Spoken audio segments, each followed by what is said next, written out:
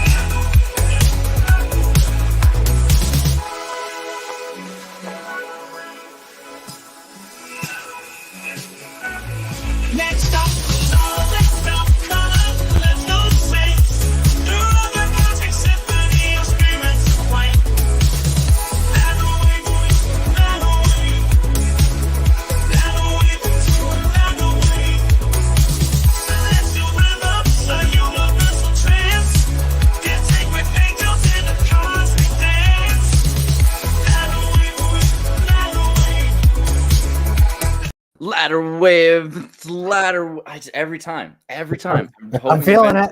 I'm trying not to. I tried not to feel it, and then it just kept feeling. Yeah. Steven's back with us. It's good to see you, Steven. How are you doing? Doing well, thank you. Dude, we're all wearing kind of like a pseudo-Mormon today, you know, like the black and white and then the white and the red. I feel like these are all okay colors. But white is always like the color of purity. It used to be the color of surrender, and then Al-Qaeda started using it as their flag, which I think makes it not surrender, as far as I could tell with their ideology. Yeah. We're talking about... If I was to redesign the temple, these would be the sacred garments, okay? Oh, yeah. I mean, I feel like they could use a lot more like Taiwanese magic symbols and like those weird Chinese roof pit. Like if every temple kind of like sloped at the end into these really violent points that would just pierce the souls of demons and they would get stuck on the walls. I think that would be good. We're here to talk about free will. Yes.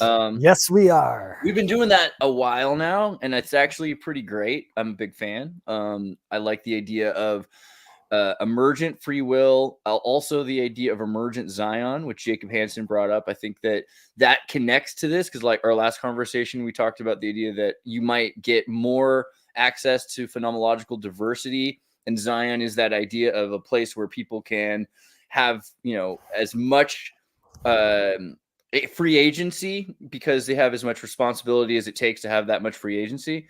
But we also talked about the idea that free will might be an illusion, at least for the individual, right? That was kind of the sum up. What do you say?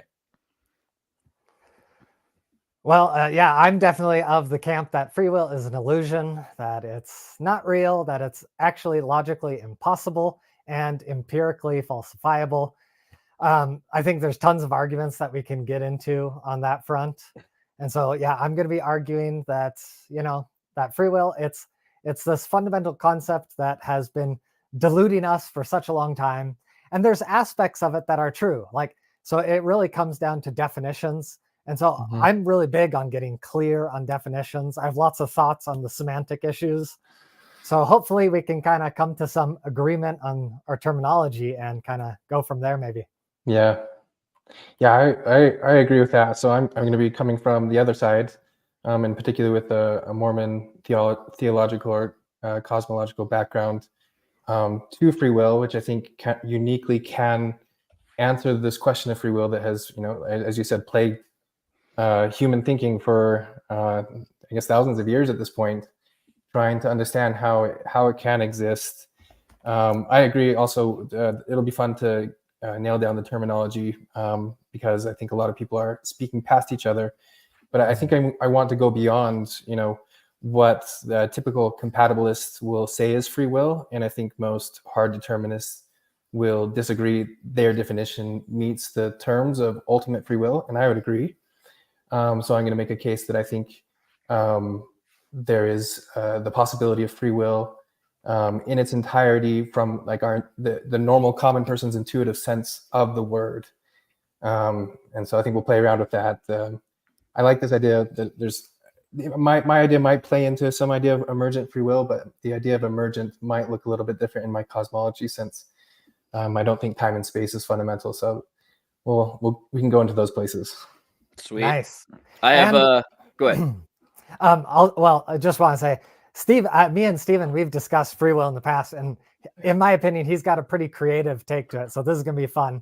And he also has this metaphysical idealism perspective that might get brought in along with some Mormon theology. So there's going to be a lot to this one. So and I have ADD, so I just wanted to share that Don Bluth, who is Mormon and made Disney movies, made Land Before Time, which is clearly about Brigham Young. Littlefoot is Brigham Young. That's not quite related, but I think it could be if we wanted it to be. Titan AE is Starbase Kolob. Okay, and I'm ready. Is he also Don Bluth that did Titan AE as well? He did Titan AE. He did Fievel, American Tail. He did the Penguin's Pebble. I'm a big fan. Wow, I did not even realize he was LDS actually. Yeah, dude. He's 95 years old, riding around on a white horse in the Utah desert. Went to BYU. It's exciting stuff. Wow. Okay. Good stuff. Yeah. But yeah, what I really wanted to say in terms of free will is, there's this old hymn from the band Rush, and it says, "There are those who think that life has nothing left to chance, a host of holy horrors to direct our aimless dance. You can choose a ready guide in some celestial voice. If you choose not to decide, you still have made a choice. You can choose from phantom fears and kindness that can kill. I will choose a path that's clear. I will choose free will." So I don't know. I like them. Rush is probably secretly Mormon too. Keep going. Yes, yeah, so I think now I think it would be fine to let Steven kind of build up his argument, maybe kind of. That's a good idea. Let's let Steve open up because you got to go last time. Steve's always polite. Yeah, I can start to build up something. I think if you like. I put together a presentation this morning. I don't know if it'd be helpful to try to share here. Let's see if it's even going to allow me to do so. That would be sad if it didn't. It will. I'll be happy for you. Click on the present button. And yeah, it's doing that thing where I have to allowed in the system. Yeah, give it permission. Is it gonna knock me out?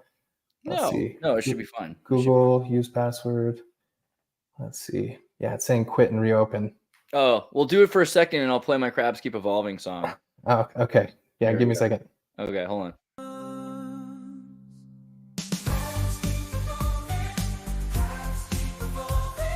Crabs keep evolving. You know, causality has occurred in more than 5 groups of decapod crustaceans. Crabs take the stage, it's been observed. Evolving into crabs like humans into nations. No one needs to tell you, yeah, that it persists. The urge to crabify exists. Is he back? Okay, cool. Back. Yeah. Crabs keep evolving, dude. See if it works this time. But do they have free will? That's the thing. I feel like the best argument I have against free will is crabs. Not the venereal disease, but just the inevitability of evolution. Okay. Tell me if this works. I see it. Yeah. Nature of origin of free will. Yes, here it is. Yes. Wow, this is so professional. I love it. It does look good. We'll see if it lasts.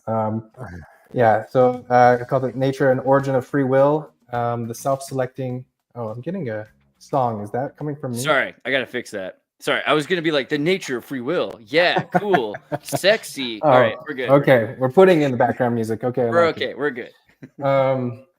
Yeah, so the self-selecting origin of the universe, I think that's really what it's going to dig into. But I wanted to just start with some things some logic pieces up front that I think will help to understand where most philosophers land in this debate. So it gives us a framework to discuss this more easily.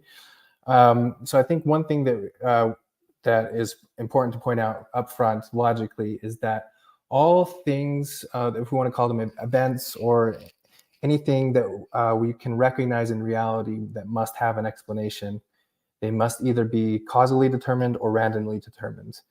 So that's the title up here. But another way of that's often phrased is that either things are causally determined or indetermined.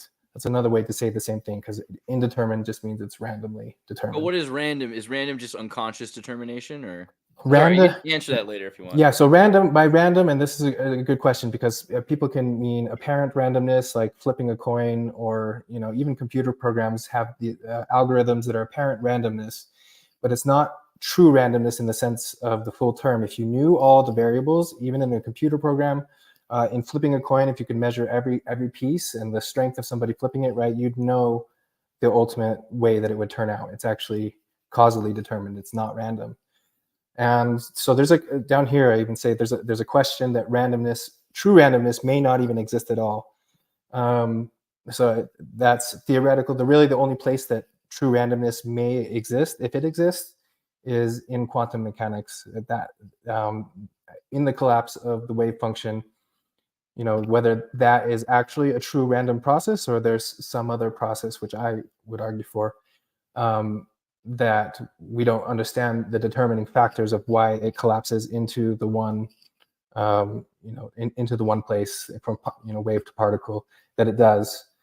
And the reason this matters is in this question is if choice is ultimately based on something random, right, rather than the person's actual will being the determining factor, that person is not going to be accountable or responsible for that choice. Really, it's not their choice. It's completely random by definition. So that's important to recognize, because a lot of religious people will often throw that in as if it's some sort of solve. And when I present my next slide, you'll see that in the grid. A lot of religious thinkers often go towards this idea of libertarian free will, which is not really helpful, and I'll explain a little bit more why. And then another factor, determinism can be split into two sources, right? There's either the internal causality, or that which is happening inside your mind, inside your will, that is ultimately the reason for the cause of the choice. Or it can be something external, right? So we might say something like genes, or if somebody had a gun to your head, right? Those would be external causes that you are not in control of. And most proponents of hard determinism would say that everything boils down to something that's ultimately externally causal, and therefore there is no ultimate free will. Yeah, so I said, if causality is external to the end of the chain, we can't have total free will. If you're trying to show the presentation, it's no longer up, by the way, if you want to do. Oh, it's not. However, you're beautiful, so don't feel like. But it might be useful for people to keep notes. I know that several people have said, including Rad Data 4, that this is their favorite Sunday school class, which that's pretty awesome, because we haven't even gotten that deep into it yet, and that's awesome. So yeah, let's get people notes. Let me go ahead and share the entire screen then and see if that saves it better. Okay. Oh, that's going to give me an infinite.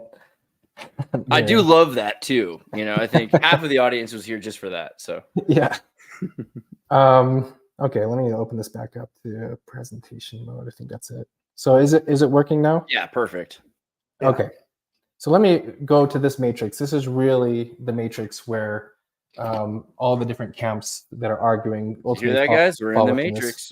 So this is the free will determinism matrix. Those who believe in free will and don't, and those that think that reality is determined, or reality is indeterminate, meaning that there's randomness, at least in the variables. So those who believe in free will are going to fall into the compatibilist camp, which thinks that free will can coexist with a determined universe, which is the camp that I'm going to fall in, with a pretty big variation from the standard compatibilist argument. You have libertarian free will, which again is mostly the result of religious thinkers who mostly come up with this idea because God, as being the source of all things, must therefore be the cause of all of our ultimate choices, unless there's some intervening factor that's not, a causal down the chain. God can create us, but if you break the chain of causality, then it spares God the responsibility. But that doesn't really help in some sense, because it leaves randomness as the determining factor. Or even if there are variations of libertarianism that just throw the random in just to save God in their theology, but still have the actual choice be based on internally causal conditions. So it's really no better than compatibilist free will, other than that it tries to throw in this randomness so that God's not responsible.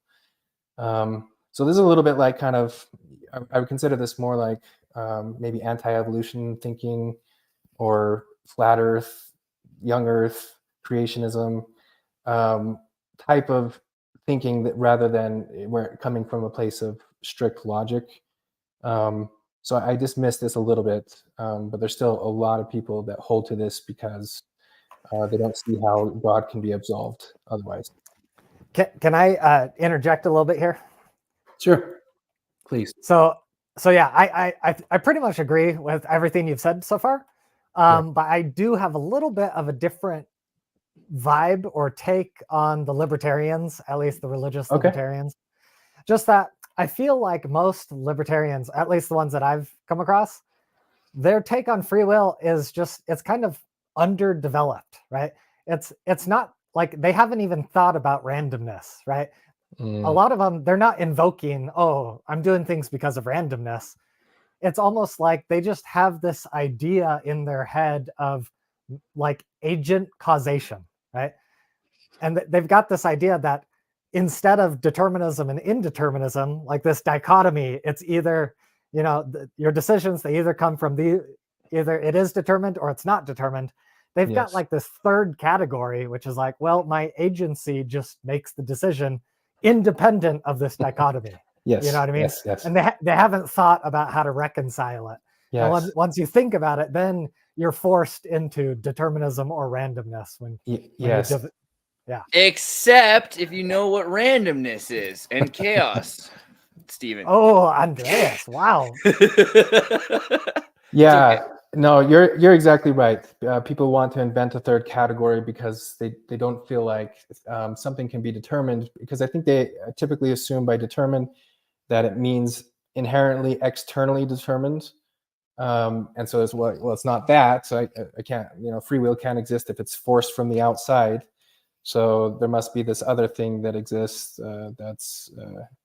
but they wouldn't consider it random. But you're right. So I think the thinking hasn't gone that far usually, and they don't realize that that's tautology. Even the emergent. Sorry, keep going.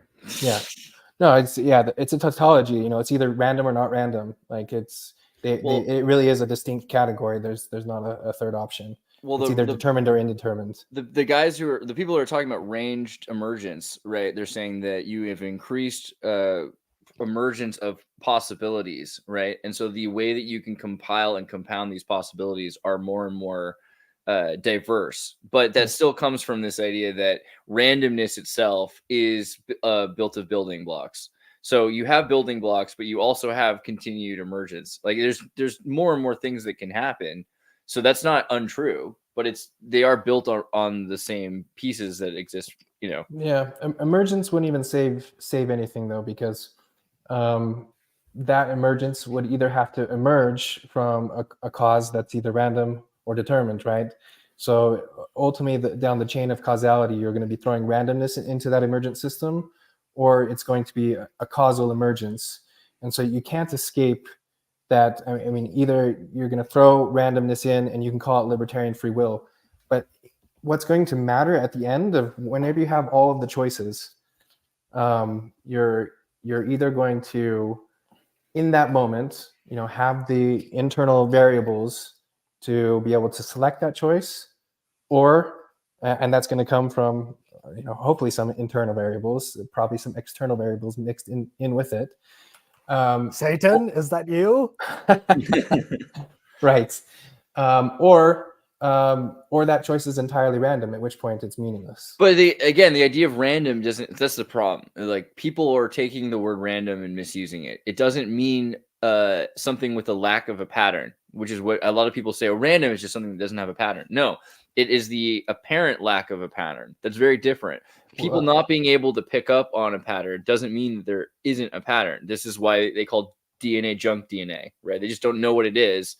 So it's kind of their own fault, right? So thinking that chaos is without pattern, that's why people are saying that there's a difference. Realistically, we're just saying that there is a divine pattern to randomness we don't understand. So to be clear, there's two valid uses of the word random, which is the common use of the term, which is apparent randomness, right? Which is that it doesn't seem that there's a pattern. But if you were God, if you were to have all the variables, it looks random, but really you can understand it. Yeah. So that way that most people use the term is not the same as true randomness. And that true randomness is typically what they're going to be using in physics, because that is more precise. And it's important to distinguish between the two, because when it comes down to whether free will can ultimately exist, we have to speak of it more in the physics sense, because we're talking about causality. Right. So in other words, true randomness doesn't exist. It either doesn't exist, or perhaps it could exist in quantum mechanics. I don't see how it could exist, but I'm really interested in that. If you wanted to explain that, if you could, I'll have to look into that. Andreas, if anything could convince me that true randomness exists, oh, you sweet. It would be you, Andreas. I saw where that was going. Yeah.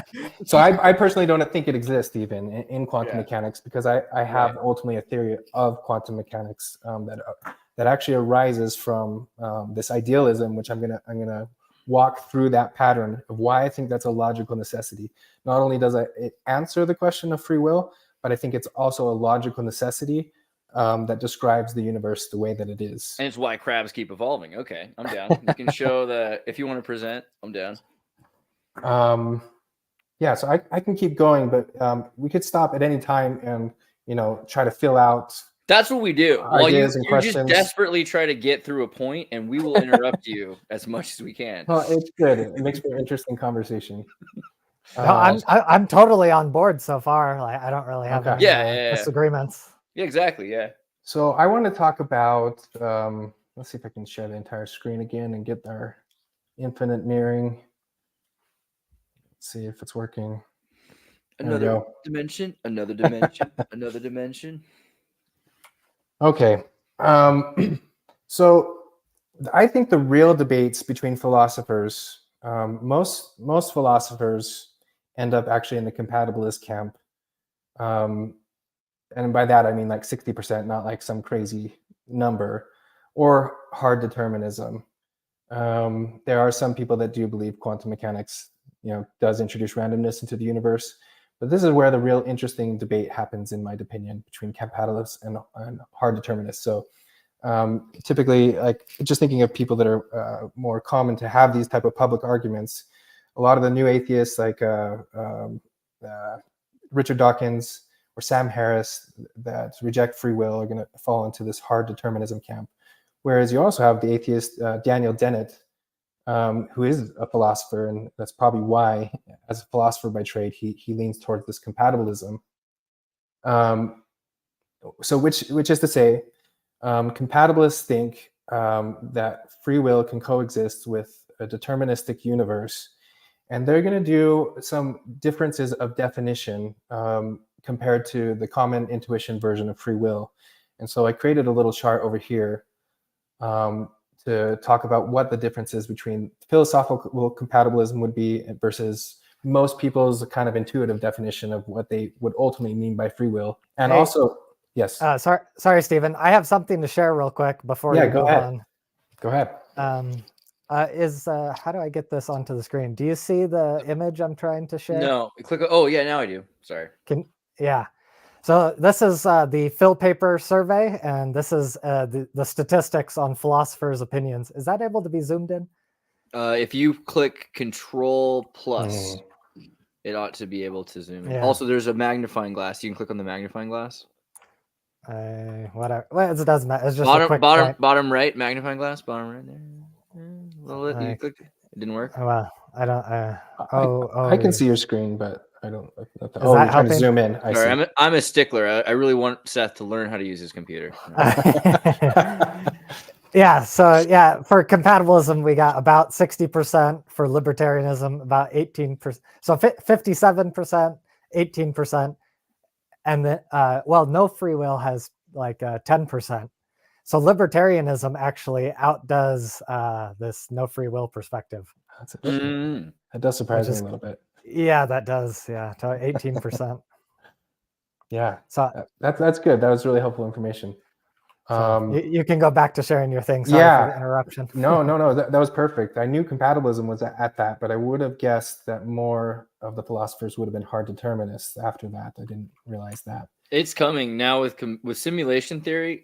This is also something I've noticed is no free will is something that a lot of simulation theorists believe in and are seeing as probable, right? Because the more you deal with computers, the more you recognize that if you have a random number generator, it's probably going to shoot out a number. And if you have a random pattern generator, it's probably going to shoot out a pattern based on these, red, green, blue, 1 or 0, and so these things end up becoming predictable, at least in ranges. And so then you have this idea of range instead of free will, which is like you have the capacity to be, as you can get as big as this, right? Like that's kind of what it is. Maybe I'll just speak to it a little bit before sharing, and then I can share the screen again because I don't want to stare at too much text too long. But so on the compatibilist philosophical argument, there's a little bit of changing of definitions going on, I think, from what most people would feel comfortable or feel like they think is ultimately free will. And I think that's why, in some sense, the hard determinists are being somewhat honest in trying to deal with what most people define as free will. So the compatibilists will say, okay, you're born, you eventually have this thing that you're calling you. You're calling an agent, and they're going to start at those conditions and just say, okay, if we're willing to accept that there's a you, even in a materialistic, atheistic universe that's going to have causality down the chain that created an initial you, it created the initial conditions of an agent, they're just going to say, okay, if you can call that a you, then we can also, we're going to just say that's an agent and that's a starting point. And from that starting point, this agent is going to have different things going through his or her mind. Even an animal, to some level perhaps, has thoughts going through their mind. And according to their own nature, they're going to, if they are not being constrained or forced by, with a gun to the head or some other external cause, they're going to be able to weigh according to their own thoughts and desires and nature, which is the will, and they're going to be able to express according to their will, right? So the will is free. It's freedom of the will. And so I think any definition of free will is going to include that. And that's what compatibilists will say is, that's ultimately compatible with determinism because it's coming from inside the person. If you're going to say there's such thing as a you, then that's sufficient to say, okay, we're going to take the beginning as you, and then we'll allow you to make choices within your nature, and that part is free. So I think most people will be happy and agree with that. But what the hard determinists will come along and point out is, but that person had nothing to do with those initial conditions. They did not get to choose their own nature. They did not get to choose their own genes. They didn't get to choose their environment. And so everything that's going on in those internal conditions is ultimately a result of all the external conditions that came before it.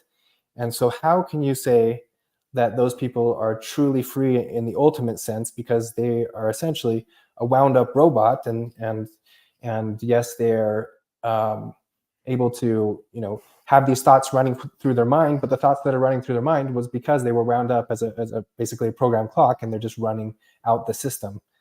And so compatibilists will even agree that, yeah, that's what's happening, but we think that is free will, because those internal conditions are not being forced in one direction. They have different choices, and the nature of that individual gets to choose according to its desires and according to its nature, and that's freedom sufficient to call it free will.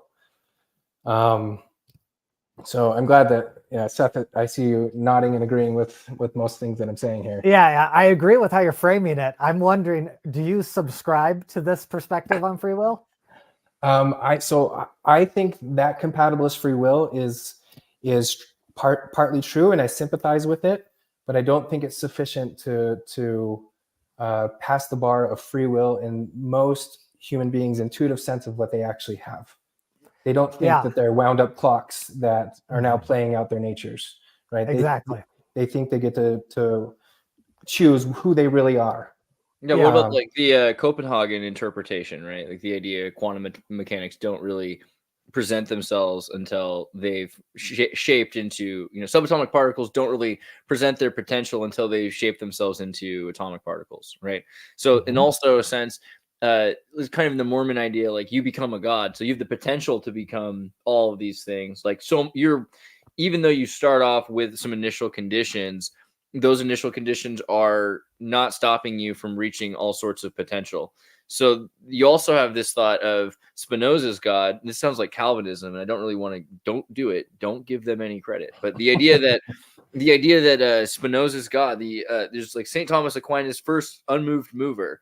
Everything is being moved because of the mover, and so the first free will pushes into action things, which we are part of this grand schism from that first event. So we have free will in range, but it's based on the will of something that's come before us, and our will affect things that come after us. So we do have some amount. I mean, I don't mean to say compatibilism either, but right, like we do come from initial conditions. We have to account for that somehow. So I think this is where I need to kind of bring in my perspective a little bit, so we can start framing a little dialectic here. Yes. So I agree with what Stephen was saying, is that for me, one of the most important aspects of the free will concept is basically, I am not a robot, right? When religious people are talking about free will, they're not saying, oh, I robotically do all these righteous things, therefore I deserve heaven. That's not what they're saying, right?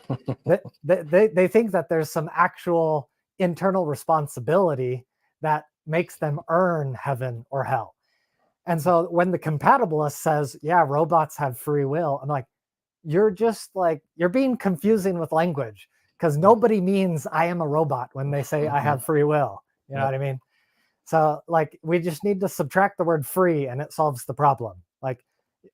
Robots can have a will, right? The robot, it goes and accomplishes its goals. This robot has the goal of, I don't know, like Amazon robot is like moving books. It's like, oh, it's accomplishing its goal of moving the books. It has a will, but it's not like a free will that it's just doing whatever it wants. It's deterministically following a path of, the programming, and it accomplishes the goal of its programming. I mean, we're definitely robots, right? Like robot is just a Slavic word that means job, right? Like, so menyo robota, like my job is, so if you say a traffic robot, right? Like in South Africa, a robot is the traffic light, like that changes colors. They just call it a robot. So it's a job that's being performed. We have a job. We all have jobs, even maybe like divine, in order biologically to reproduce or something like that, or to like do something in this world. So we are robots on top of having the potential for choices. And I think robots do have free will and range. Also, like you look at a Roomba, right? And a Roomba is able to like go all around the house. It kind of like measures out the house. The first day of a Roomba is very different. Before it decides how to do its job well, it's exploring and it's trying to find, all of its boundaries. And once it knows its boundaries, it starts to become more and more efficient. So one piece that I'd throw in, though, that maybe is, I think most compatibilists would say is still necessary is I think that consciousness is a necessary part of the equation, so that there can be this internal dialectic of what the ultimate desires are to be manifest. And I think most compatibilists, not being necessarily religious or religious, would probably, I would imagine, would surmise that robots could eventually attain that, because if consciousness, arises from a causal system in a way that we don't know how, right? The hard problem of consciousness. Robots could attain what again? I missed that. I said, I think most philosophers would think, at least those who accept the materialist worldview, since we attain consciousness through material, I think most philosophers would think that it's possible that robots down the line would attain consciousness in the same way that we have. But I think that consciousness and ability to weigh pros and cons, even though it's a deterministic system, is still a necessary part of what would be called freedom of the will, because you need to have the will part. And I think a will implies the consciousness of the agent to have that desire. So you agree that a will requires determinism and that a will requires consciousness? Is that kind of how you're framing it? Yes.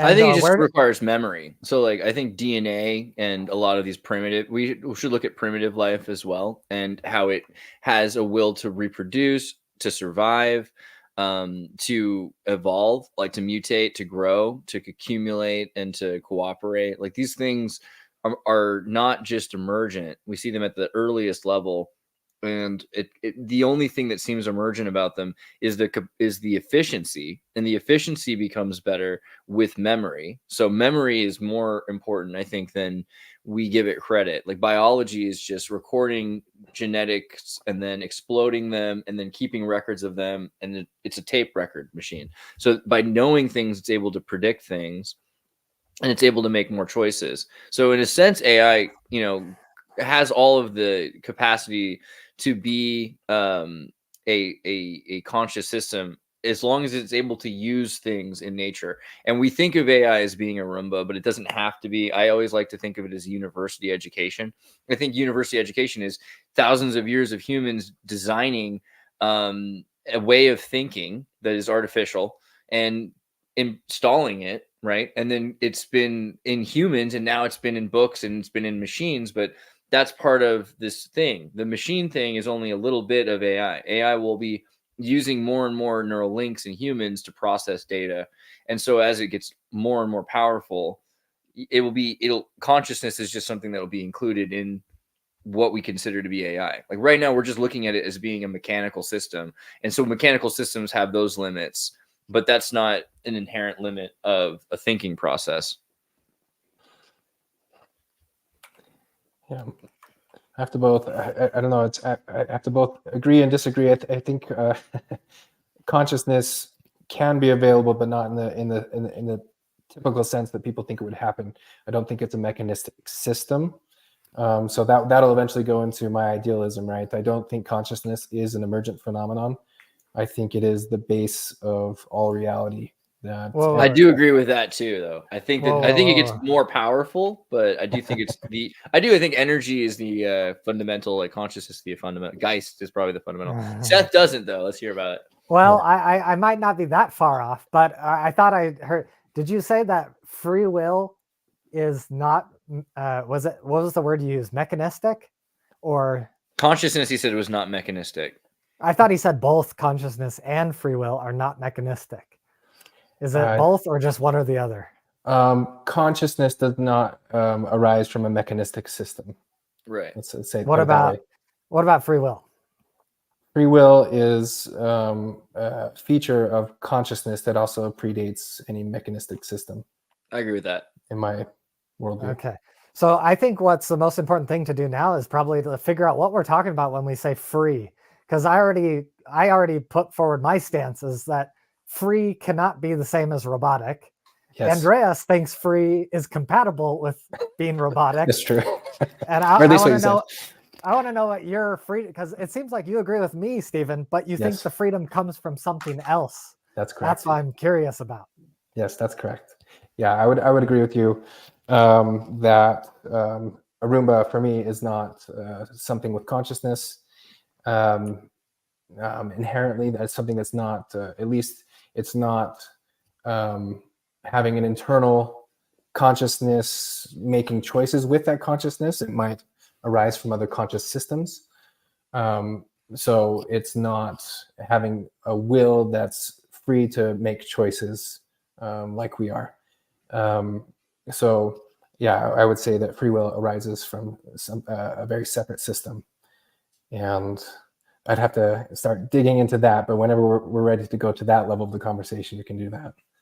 Yeah, I've said before, I think just really quickly that I think God has free will, like the idea of like limits emerging from free will makes more sense to me than emergent free will out of a limited system. So it makes more sense that free will would create limits, and so that we are living in a system of perpetuated limits because of the free will, not the other way around. Yes. But you have to understand Andreas's perspective on God. There must have been a lot of glue involved. I don't know. Andreas's God is not the agent of the Old Testament or New Testament. Andreas's God is this combinatorial explosion of infinite many worlds interpretation possibility. It's a very interesting definition. Maybe. I would argue that the same thing that the Latter-day Saints go for, the idea of an objective origin of everything, is what I'm talking about. And I think that's also what Christ was talking about. And that when we get into Deuteronomist nuances of whether or not God is this Abrahamic or Dharmic thing, that we're kind of missing the point anyway. And so we should be looking for what we really think God is, which is something that's outside of time. And that as we look at creation, it's creation's relationship with the creator, and the creator is something that's outside of time. So these ideas that we talk about, like, they make sense so long as we try to put God into this. We can't throw the baby out with the bathwater. We can't say, okay, God is a single parent who writes books, but we also have to think, what is omnipotence? What is omnipresence? What is free will? And if you imagine something that has all of those things, then you're kind of getting the idea, like, you're kind of getting an idea of what God could be, what that really is. Yeah, and I imagine if we get down to it, my description of God is going to align with a lot of the things that you're saying. I think it would be compatible. I've read the Bhagavad Gita once. I've been rereading it lately, and one thing that stuck out to me lately, it's an amazing book. one of the things that stuck out to me, now I'm even forgetting, I think it's Krishna that's the main god, right? In that book. Krishna is speaking, and I don't know why I don't like store away names, but the Arjuna, I think, the guy that he's speaking to throughout the book, asks the question, there are people that worship the formless God, and there are people that worship the formed God. Which is correct? And the answer is they're both correct, because I have both my formless being, and I also have my incarnated manifestations. Essentially, I'm of both nature, and that's something that in my own theological thinking that I've essentially come to believe.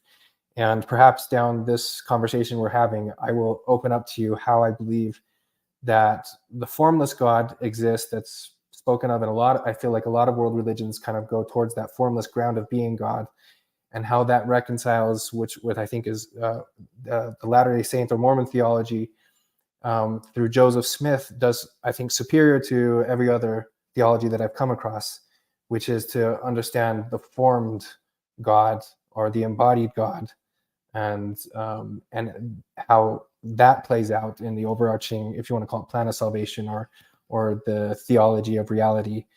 I think it does a really good job of that, but I would hope that in the system that I might relay out to you, to show how the formless God and the formed God of Mormonism are actually one and the same thing. Yeah, I would already agree before I even hear it, just because if looking at like Vedic scripture, on top of the Jesuit Ignatius interpretation of God, which again, this idea that God can be all things, but if God's being all things, then it makes it impossible for Christ to really be fully restrained to the flesh, unless God chooses to do that, right? So God has to essentially have the free will to limit themselves, and there's just more and more examples of how Avatar, the idea of Avatar in the Hindu pantheon, really does fit with the Latter-day Saint interpretation of there is form, there is body, and there's also formless. So I don't know. I don't think it's that crazy, Seth. I've got am. kind of based on what you got, we're on a tangent, and now I have to just extend the tangent further because thank you guys. Thank God we're here. I've been talking with a couple people about Jordan Peterson's theology lately. Yeah, and like if he only latched on to crabs instead of lobsters, the dude would have been part of the church by now. He messed up big time, right? Now, I think what you guys like, a lot of people think Jordan Peterson's like an atheist or agnostic. I've been convinced for a long time he's totally a theist. Yeah, he's a soft Jesuit. He what he does that bothers me, the only thing he does that bothers me is he'll quote Teilhard de Chardin, the most important Jesuit philosopher, physicist of all time, and never say he's quoting him. I think that's called plagiary, actually. Oh, Andreas is so offended. It's one thing, and he's been doing it for years, and it's the only thing. That just gets under your crab shell. So bad. But yeah, I think what you guys described is very similar to what Jordan Peterson thinks. That this kind of like the formless and the formed deity.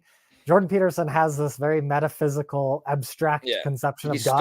He stole it all from Teilhard de Chardin. The quote is, "We are not spirit. We're not humans having the spiritual experience. We are spirit having the human experience." Right?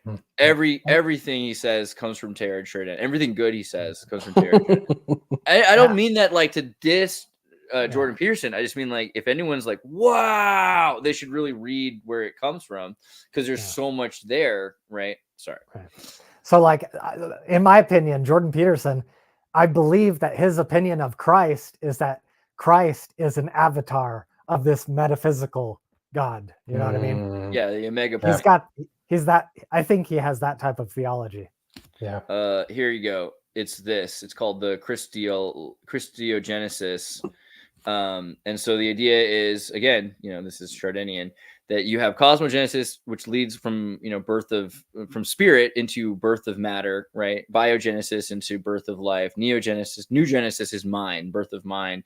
Christogenesis, birth of spirit. However, the omega point, which is the emergent evolutionary progress of being, right? We're all getting to this point of Zion or whatever we're talking about. That's called the omega point, because it's where all horizons lead to this finite thing. Christ, God, is already there, right? Anything in time, God is outside of time. So our final point, right? Anything that we could reach is already the omega point, is where God is at. But God is also before time. So everything we're doing is leading back to God, right? So there is kind of this idea of evolutionary. Oh, we lost Seth. We lose Seth, yeah. He's probably just like, that's it. I wanted to talk about Jordan Peterson. No, he'll be back. I do think, though, that people really like should latch on to Chardin more. I think it's probably the most missing piece for a lot of people, because this idea of an omega point of evolution that comes from spirit, that seems like what we're all looking for anyway. And yeah, it sounds a little bit like the concept of, well, either like Zion, like you pointed out, or you could think of it in terms of like theosis too. Yeah, it is both. Absolutely. Because the idea is also that we all are supposed to become more like Christ. We are supposed to become part of the Christ thing, which is very, like, he nearly got excommunicated from the Catholic Church for saying this stuff. The only reason it was okay was because Julian Huxley, Aldous Huxley's older brother or father, I forget, published his works, right, outside of the church. But he was essentially like silenced for years about this stuff. And they sent him to China and they tried to just keep him quiet. And he accidentally discovered the Peking man, which was like a missing piece of evolution. So he's like, look, there's, so he's like probably the most in 20th century grip between science and spirituality. But because he was part of the Catholic Church, no one was allowed to know about him for a long time, unfortunately. Wow. Yeah, I honestly didn't know about it myself, although I'd heard the quote you shared. I just didn't know that they came from him. So. Oh, Seth, are you going to make it back? Seth, I hope so. I wonder if it was like a computer actually died or something. Well, if you wanted to, do you want to like, you can present something lightly for, no, he's back. It's cool. I was literally just going to make Steve tell me a joke. I was like, do you know any good Brigham Young jokes? But yeah, sorry about that. All right, keep going. My grandma had one for me. She had a Brigham Young joke? Really? Yeah. What is it? So I say that something like Brigham Young and Brigham often, something like that. Oh my gosh, your grandma did? Your grandma's based grandma. She was, she was funny. She always had, I tell jokes like that. And she was LDS at the end of her life. She died not that long ago. But everybody loved her. What? Did she ever drink Postum? Probably. That sounds about right. So when I was working at Timcast, they were trying to make coffee, and I was like, but I don't drink coffee. And they kept trying to push coffee. So finally I ordered a bunch of Postum, which is like the Mormon like wheat brand drink that they make that kind of is like a fake coffee. Yes. And and the only people who drink that apparently, like, and the only reason they still make that is because like everyone has a 90-year-old grandmother if they're Mormon, because they, got to give them that Postum. Yeah, I know there was something at least like that. I think it was actually Postum, but there was that thing that was so gross to me. But based. Okay, so I guess with Seth back, maybe I can. Is now a good time to kind of dig deeper into that fundamental? It's always a good time to dig deeper. Yeah. Okay. Let me try to share my screen again. For sure. And you can just like, when it's on, you can just turn on and off like the share stage button there. Like you don't have to like stop screen share if you want. Oh, really? Share stage. Where's that button? Well, just once you get it shared, I'll show you. Okay. So I'll share. We'll get the. So this screen itself, I just added here. If you click on, you see where your face is, there's the button. You can add and remove it just by clicking on the picture there. Do you see that?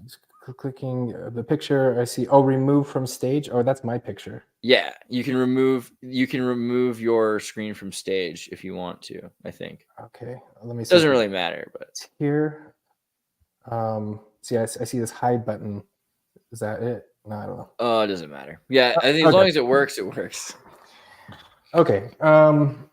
So just real quick, I think Seth seems to agree with this, that, this philosophical compatibilism where we're still robots is not sufficient enough. So in addition to what the compatibilism offers, although I still consider a form of compatibilism, just not the typical one, I say that also my nature is not externally or predetermined by another source outside of myself. Free will is to be free to choose according to our natures, which compatibilists already have figured out. But we also need, and we determine our own nature itself. So in this way, we can be entirely accountable for what we are and what we choose to do. An independent agent, you, really exists. And so I want to make a case that that is how reality is, and particularly Mormon theology hints very strongly to providing a solution for this, and I'll dig deeper into that. So Mormonism's unique solution to free will. These are a couple Joseph Smith quotes. I forgot to italicize this one, but these are both Joseph Smith in the King Follett Discourse, and it's full of quotes that are really similar to this. I just chose these two. You want to try to full screen it so we get the quote a little bigger? Yeah, sure. Let's do that. Sweet. Okay. God never had power to create the spirit of man. God himself could not create himself. Intelligence exists upon a self-existent principle. Wow. Where is this from? King Follett Discourse. Wow. Right down here, April 7th. This is like Sweden. This is like Swedenborgian to say. That's really interesting. Yeah. And then second, this and it's full of these types, like King Follett Discourse, and then Sermon on the Grove, secondary one in 1844. Those two really lay out this idea. So the second quote: "The mind of man, the intelligent part, is co-equal and co-eternal with God himself. I know that my testimony is true."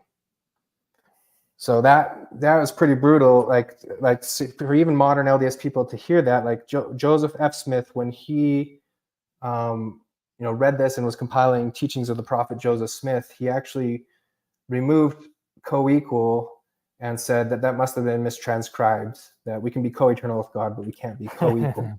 Yeah, that sounds pretty blasphemous off the top. Yeah, I think for most, without context, but it's not. I feel like if you're an evangelical Bible thumper and you don't know what Elohim are, then yeah, that might be confusing. Yeah. From the we know what the Pharisees did to people who said crap like this. That's true. What they're doing today. Oh my gosh, careful, Steve. Yeah, so I can understand from the typical maybe Protestant Christian perspective that can look very blasphemous and be even uncomfortable for people that might not understand a deeper theology. Like, what's this about? Co-equal with God? That was, confusing. Read it like a Hindu, like Krishna never had the power to create the Narayana of man. Like, yeah. Mm-hmm. Yeah. Vishnu himself could not create Vishnu, right? This is the thing is, when we look at it, it gets really weird because evangelicals have wanted this biblical reduction where it's all one character, and they've like tried to reduce all the angels even to just being, a couple characters. And it isn't that simple. There's a lot more going on. There's a lot. That'd be like trying to reduce the periodic table or the subatomic particles into just one thing. There's more there. Agreed. Yeah.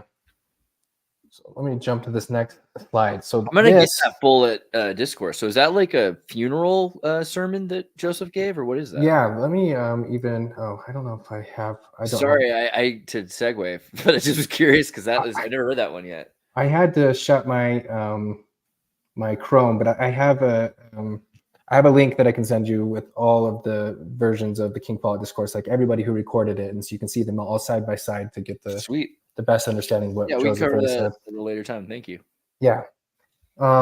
So here's an argument that I want to make that I feel like is logically sound, starting from base principles, that reality is self-caused, and I think it has to be. So here's the logic. Stop me if any of these don't make sense. I can go by them quickly if they do make sense. Everything that is perceivable can be perceived because it is differentially definable, meaning like I can see black in contrast to white, right? If there's some sort of differentiating definable feature, I can perceive it as something. Otherwise, if it were not differentially definable, it could not be perceived or detected. Anything differentially definable must have an explanation for why it is configured one way versus another, which is a cause or ultimate origin. Reality itself is a collection of everything perceivable or theoretically perceivable, detectable. Therefore, reality has an explanation, cause, or ultimate origin. There cannot be an external cause to reality as anything external that could affect reality would be real and part of reality by definition. So therefore, if it can affect reality, it's part of reality. Reality is closed, and it contains all that is real, and therefore must be internally explainable to itself. And then, therefore, because it must have a cause and it must be internally explainable, reality must be its own cause. Which is interesting also because of the like talking about femininity, like wisdom, like Chokmah or whatever, the Sophia, the idea that it's its own cause. This is also echoed in biblical scripture. Okay. I don't know that reference off the top of my head, but yeah. I'll pull it later. Stephen, can you go back a sec? I was gone for a second, so I want to reread that Oh, last slide. Sure. Sorry. Yeah. That seems like an important slide to make sure I got. Yeah, you're right. It is. It's an important piece of logic because it's digging down into what I'm going to say is the uncaused cause. My argument for what that is. Is it sharing again? No. Let me stop sharing. Let me try again. Hold on, we'll get there. Entire screen. Maybe. Yeah. There we go. Okay. Okay. Let me. Maybe I'll just reread this out loud and maybe add thoughts as I go. Sure. Yeah, reality is self-caused. Everything that is perceivable can be perceived because it is differentially definable. Otherwise, if it were not differentially definable, it cannot be perceived or detected. So I gave the example of black versus white, right? It's different, so you can perceive it, right? So this is a kind of a consciousness argument, perceivability, and that seems acceptable so far. Anything differentially definable must have an explanation. Yeah, that seems legit. For why it's configured one way or another, which is a cause or ultimate origin. Ooh, spicy. Reality is a collection of everything perceivable or theoretically perceivable, detectable. I think that's a little bit narrow of a definition for reality, but maybe it's good enough for this conversation. I don't know. Therefore, reality has an explanation, cause, or ultimate origin. I agree with that conclusion, at least. So, yeah. There cannot be an external cause to reality, as anything external that could affect reality would be real and be part of reality by definition. Okay, the circularity of the concept of reality. What do I feel about that? There cannot be an external cause to reality. Good enough for now. Therefore, reality is closed as it contains all that is real and therefore must be internal. Why can't there be an external cause? And what do you mean by external cause? Yeah. So a lot of religious thinkers, for example, will think that God is external to the universe, and they'll say God is the uncaused cause, right? But God also has the attributes of love, righteousness, goodness. So God is both a definable being in some sense. He has specific attributes. Real nature, yeah. A real nature that is supposedly eternal and doesn't beg an explanation. But atheists will not be satisfied by that, because how could God be something and not have an explanation? So this is really pointing out, and it could come from an atheist materialist argument too, is that there could be something outside of our reality that causes the Big Bang to rise out of nothing. I've never heard an attempt at a real explanation with that. But let's read. Can I read Proverbs 8? Yeah. Okay, so the Lord brought me forth at. First off, Proverbs is about Sophia, right? Because Proverbs is about wisdom. You should all know that Proverbs is about wisdom, but wisdom isn't like a word. That's my lover. That's my lover you're talking about. Yeah, I know. Stop, get my wife's name out of your mouth. I know. But wisdom isn't just a idea. It's a chick, and it's not just a chick. It's also an idea. And I don't mean the Heavenly Mother is just a chick, but bruh, I'm from California. The Lord brought me forth. Wait, no, I'm gonna pull up my whale free will here, because we're talking about the Matrix, and the Matrix is Sophia, because the Matrix is the womb, and the reality is the Matrix, right? So simulation theory, as long as it's Mormon, is chill. The Lord brought me forth as the first of his works. This is Proverbs 8:1.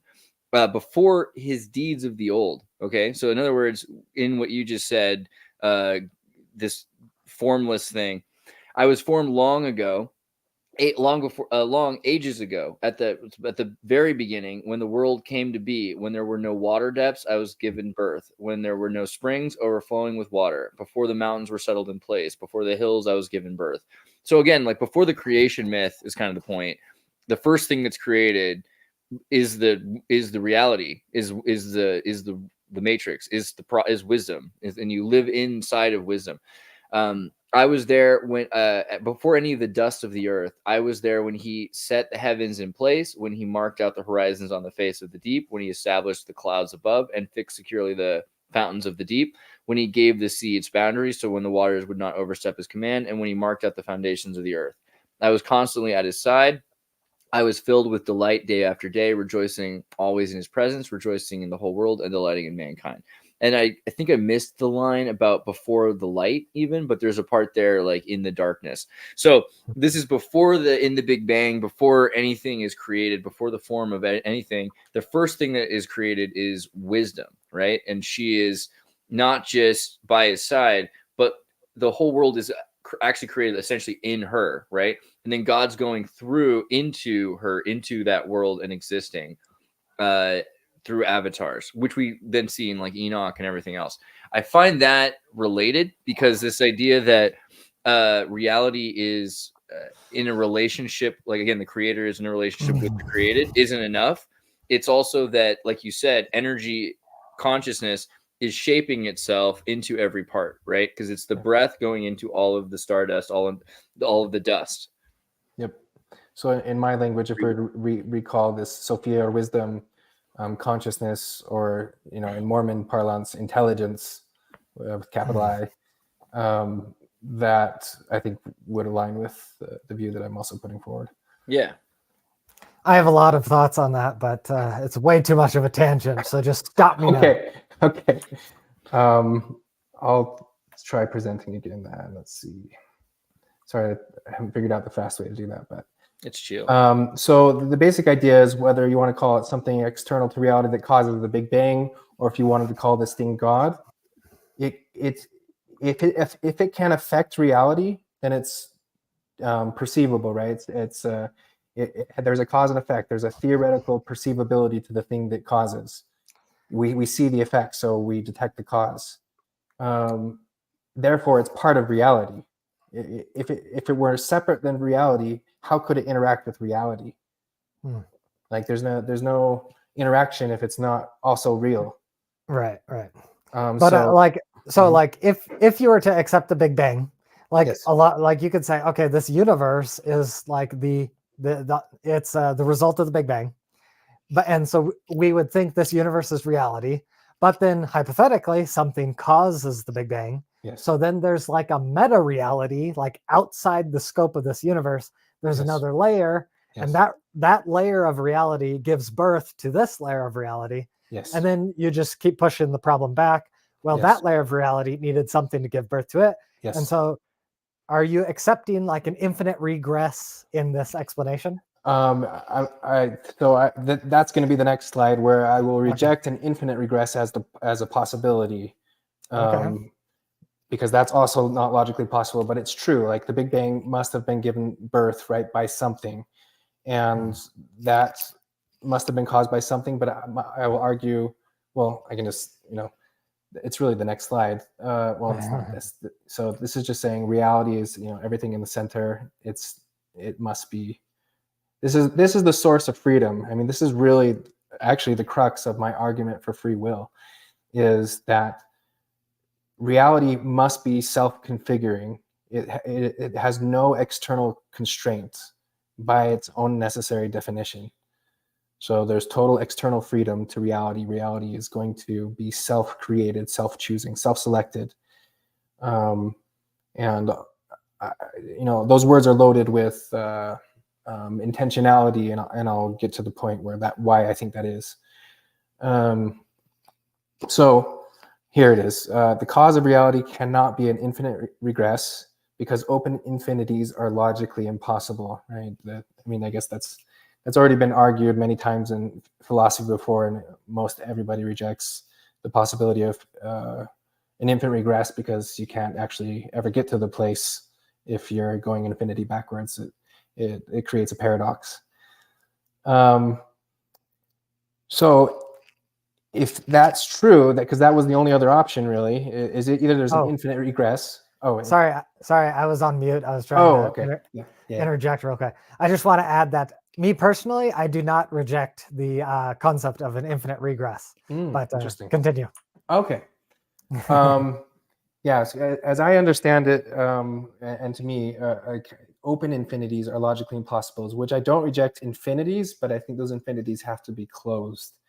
And I guess I can explain that a little bit further down the line. So even if you have that open as a possibility, the other possibility, right, is everything with order or form must have a causal explanation. If it's not an infinite regress, it must have an ultimate origin. Or in other words, an ultimate origin must be an uncaused cause. Right. The prime mover type of a thing. Yes. Now, this is where I think some theologians get it wrong and always beg the question, what created God? Because I don't think that is the origin point. To not be caused, the origin cannot therefore have differentiated order, form, or definition.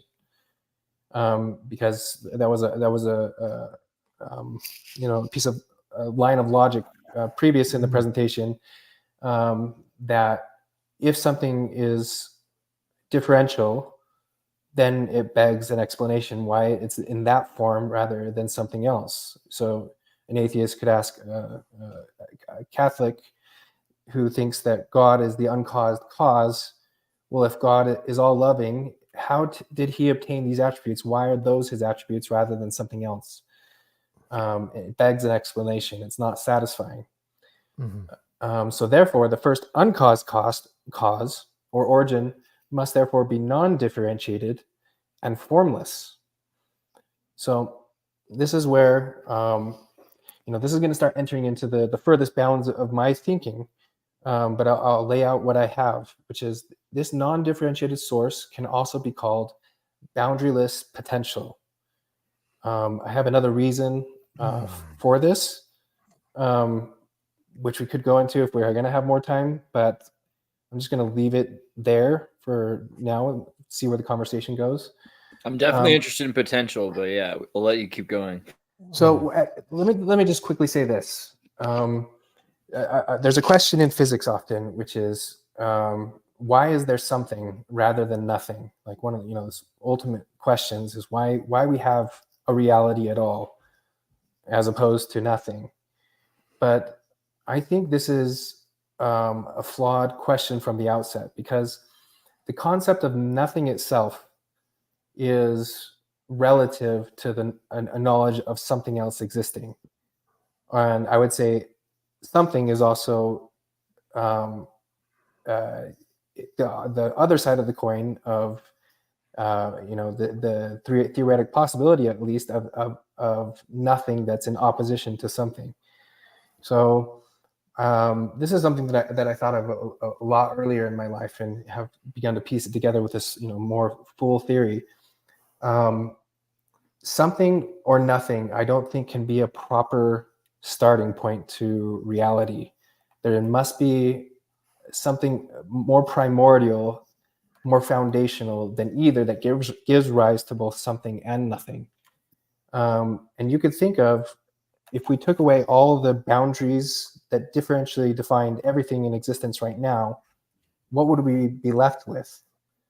I think the most obvious that we're left with is potential, right? There's a potential energy, or eventually I'll talk about quantum mechanics, but it's the same idea. There's a wave function of potential that can collapse into an actuality, at least under one interpretation.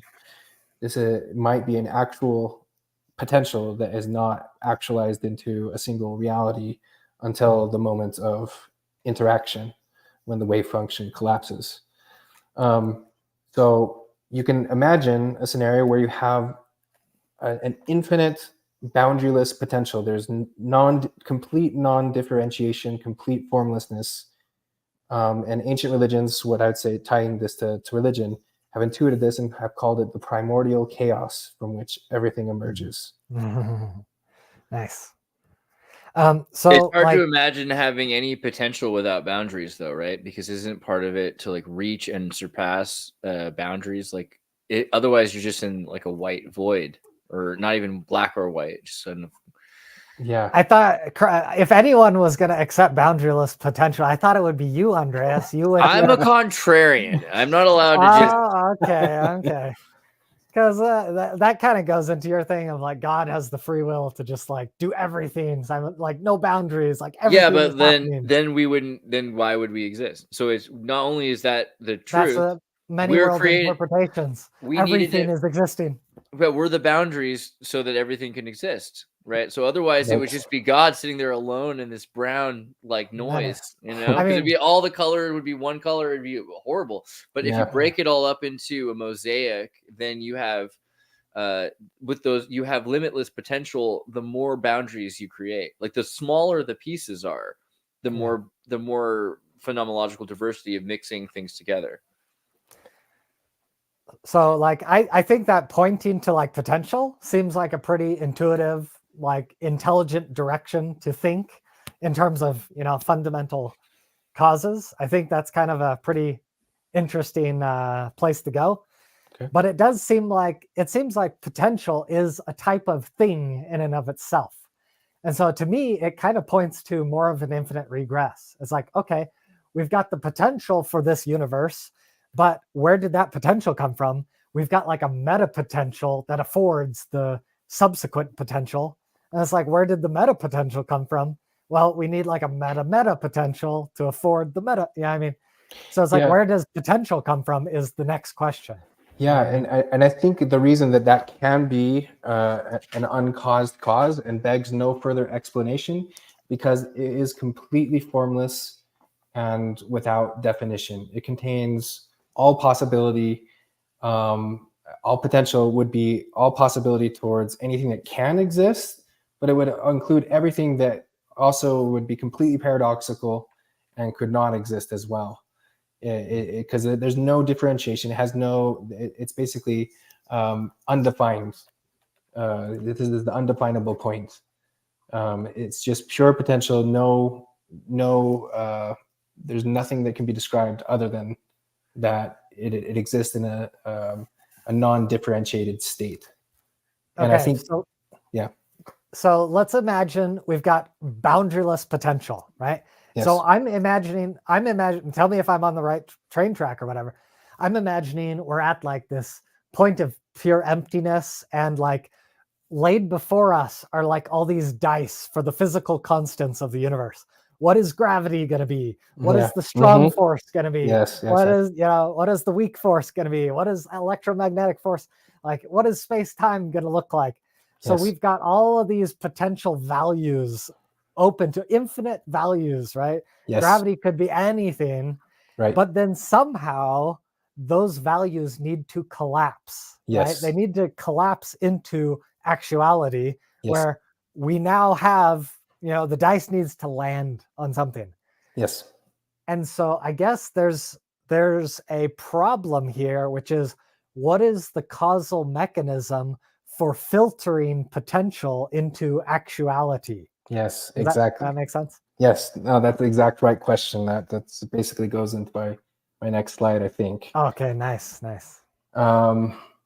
Laws of I just threw in this picture right here. This will eventually get into an explanation. Pictures help. People love pictures. Yeah. So this is the clouds were to represent in my mind, or the waters, the primordial chaos, and this is, a cyclical means by which reality is generated out of the non-differentiated potential. So let me pretty sweet meme, bro. I like it. Thanks. So just like you're saying, Seth, laws in nature, like all these infinite possibilities with all the constants, etc., are included in all this, including what I would say are laws of morality, but the laws of everything. So, primordial chaos to actualized reality. How can boundaryless potential collapse into a self-sustained actuality?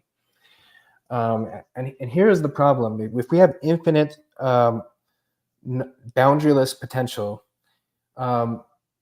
you can imagine that what that also means, because there's no boundary, it simultaneously means that there's, you could say, holographically the potential for all boundaries, right? Like, if I have a positive 1 boundary, it's going to create a negative 1 on the other side.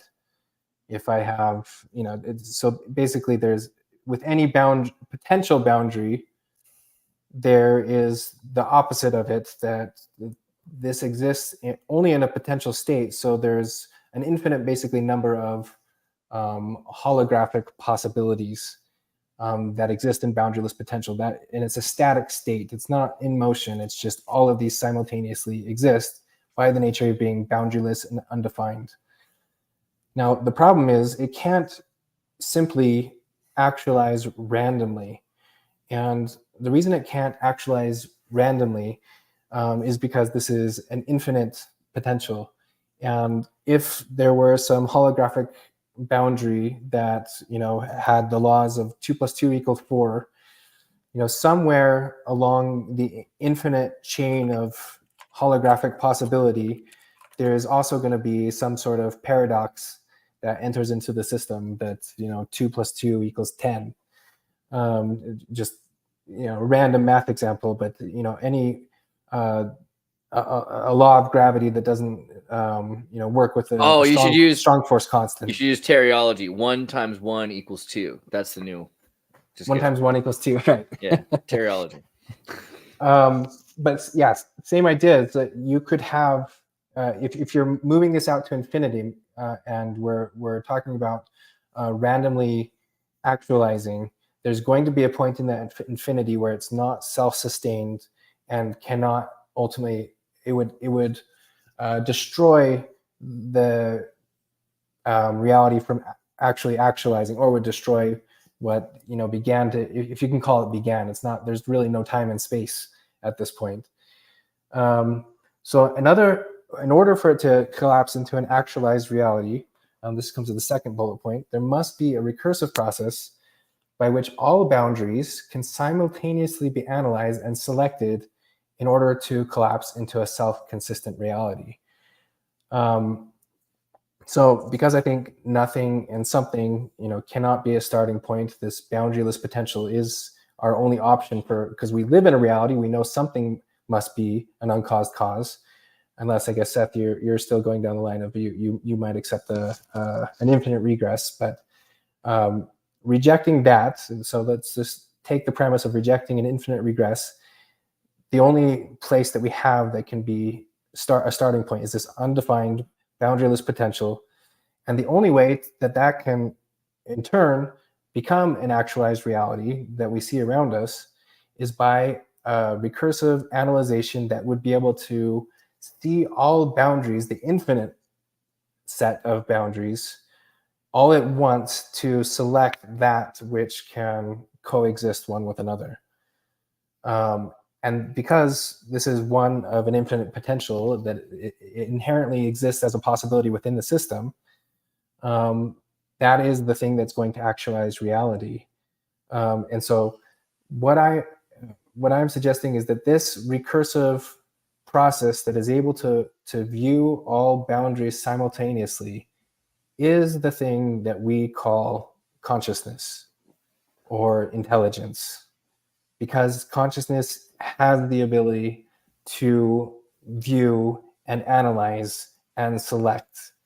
So this is definitionally a proposed theory of what consciousness is. It is the thing that would be required to recursively analyze and select that which can actualize into reality.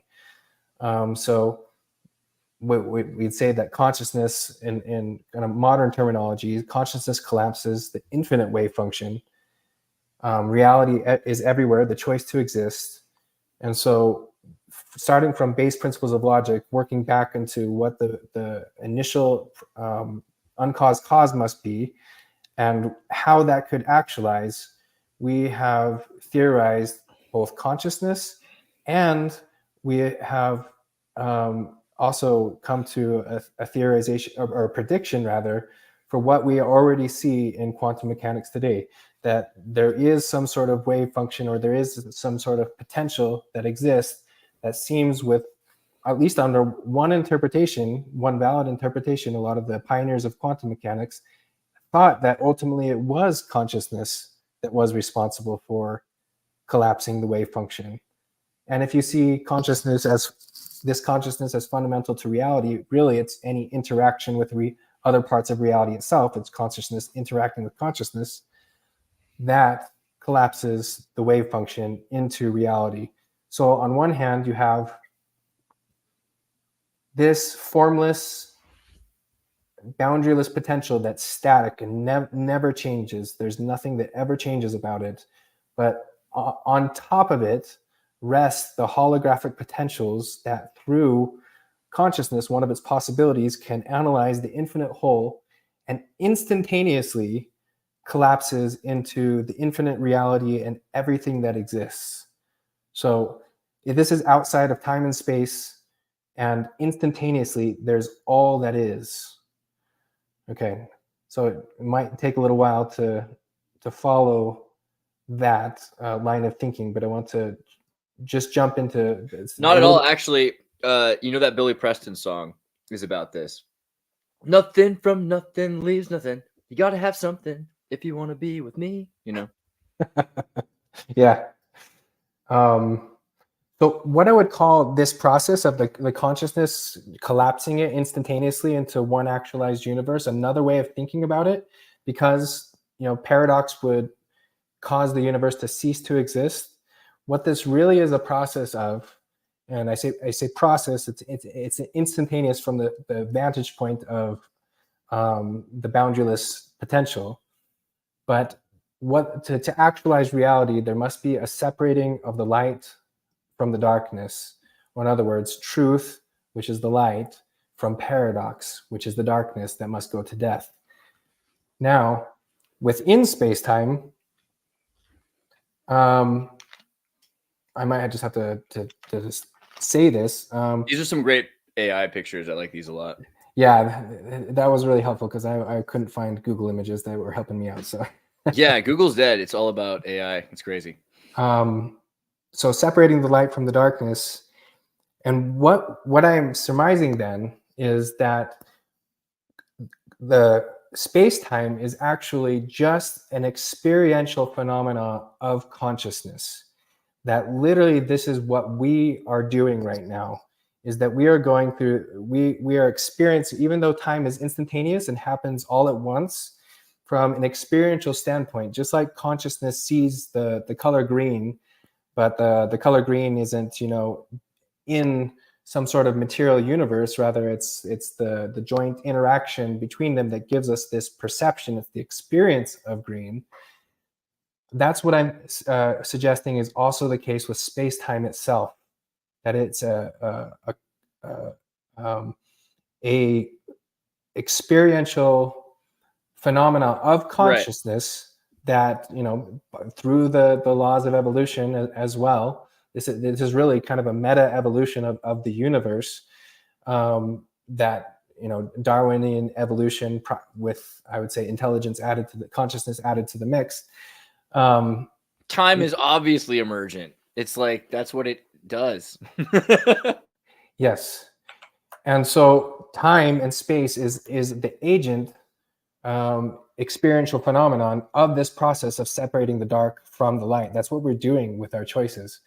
So my theory, this ultimate theory boils down to this: reality is a mind exploring and actualizing itself. We are the universe, both the creators and the created, the selectors and the selected. So space would be knowledge, and this is something that Joseph Smith even got right in the DNC. A lot of times people will quote the DNC wrong, saying truth is things as they are, as they were, as they will to come, but it doesn't say that. It says truth is knowledge of things as they were, as they are, and as they are to come. Truth is knowledge. So in this idea, space itself is also knowledge. Then time is the processing of that knowledge, or it's thinking. So space-time would be cognition, or the experiential phenomenon of conscious processing itself. Again, it's the same as color. And this mind, this mind of the universe, is composed of an infinite number. This is now hearkening back to Joseph Smith. An infinite number of co-equal, co-eternal agents. Co-equal with God himself. God never did have the power to create the spirit of man. All of us are in this completely jointly.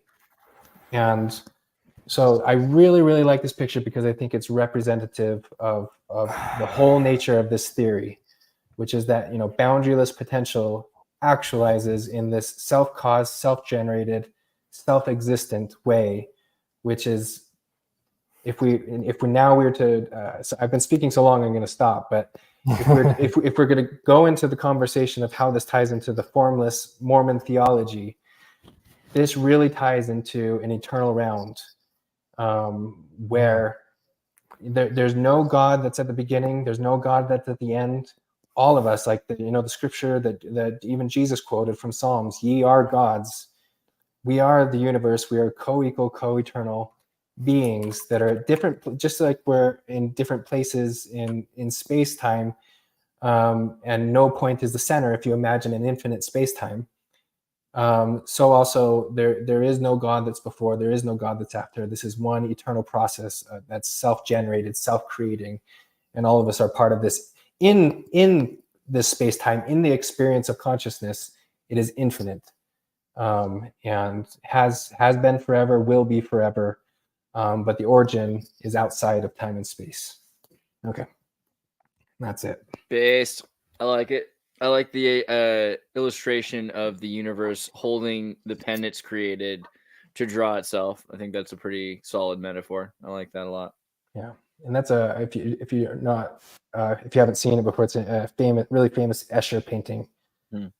Yeah, Escher's based. I like the idea also of maybe there's something to that. Like the paper's made of something, the carbon and the ink are made of something, and so again, it's that idea of like these things are being tossed up, and there's something that's happening and it's moving, but like the whole thing is made up of it. So it's always aware of it.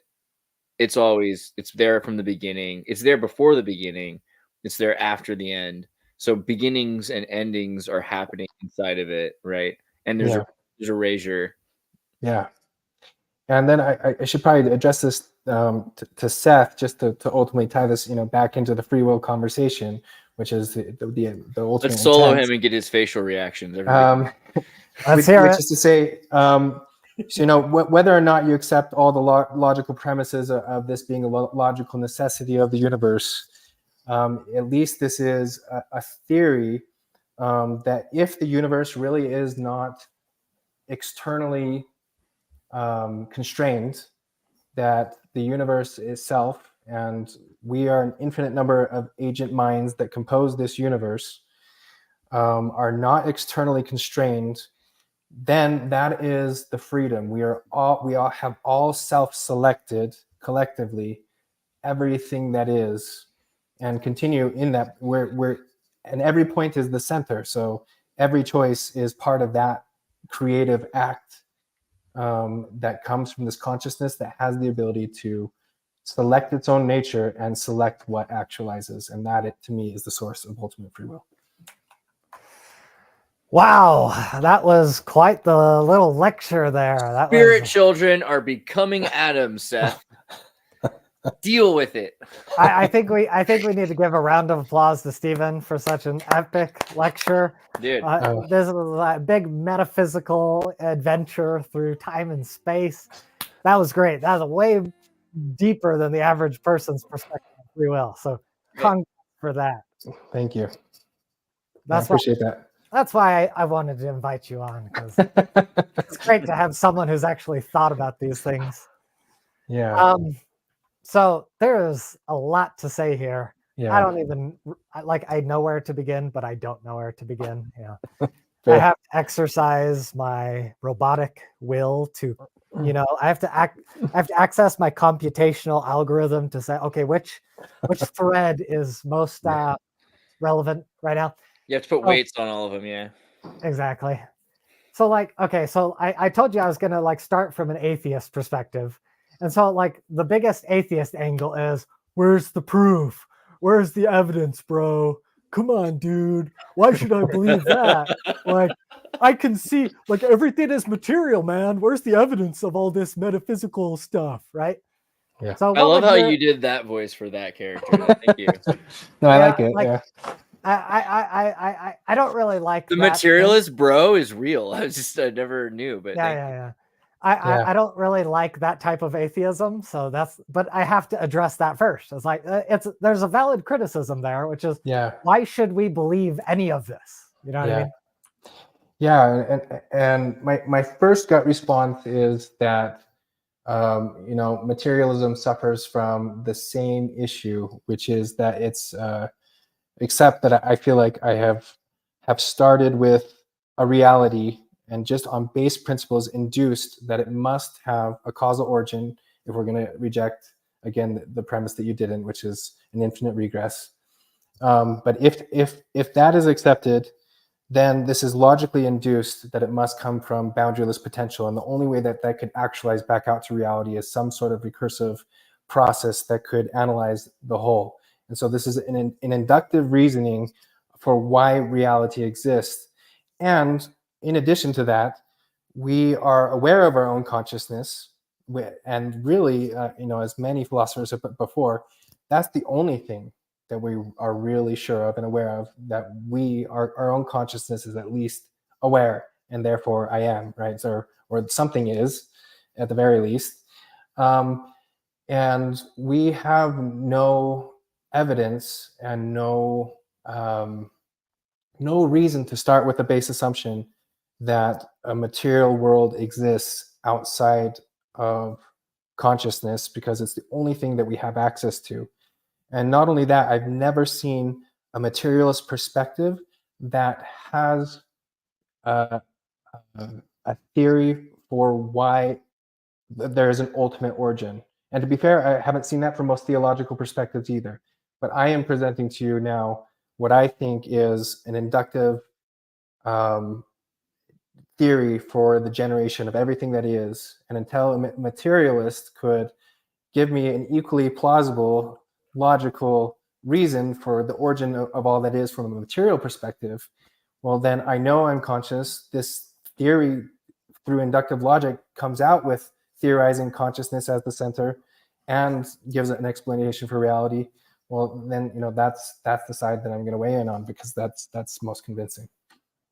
Great response. Love it. So,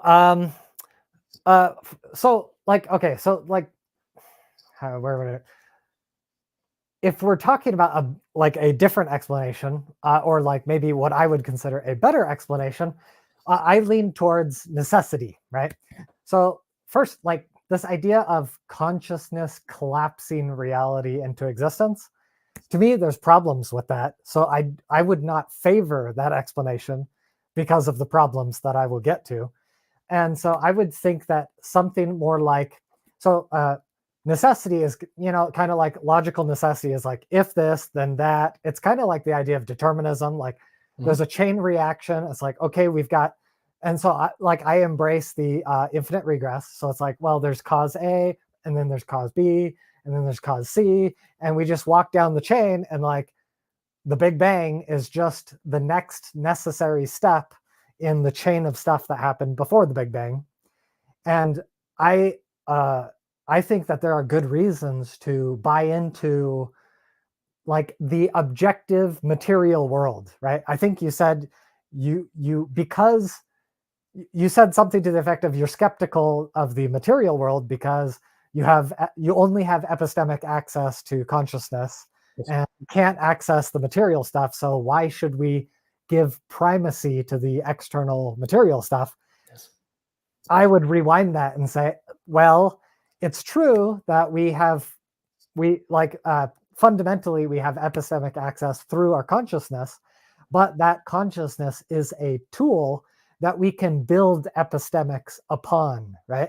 So we're not just limited to consciousness, because what happens is we use our epistemic access to consciousness and we start to observe patterns, and those patterns are objective in the sense that they are independent of us, and they're discoverable through multiple angles of perception. But that only gets you to the point. I mean, you can use epistemology up until you can't, and then you need teleology. And so once you start seeing what things are doing with your epistemological view, then you can kind of find patterns, right? And you can see goal-oriented patterns. And if you see patterns, then you can say, okay, well, these things in nature, because of what was the word you used, necessity, have repeated. And if they've repeated, they probably go back, right? This is the same logic we have to the idea that there is a Big Bang. We're saying because we're watching stars expand, it's logical that at one point, teleologically, they were at one point together. So, I mean, everything we're doing is still epistemological. Yeah. So, So I guess the point of what I was trying to get at there is that because epistemic objectivity exists, then that means material is ontologically prior to consciousness. Okay. And maybe I need to unpack that for a second. Yeah, please. So epistemic objectivity is the fact that things are true independent of our perspective, right? Our perspective is consciousness, right?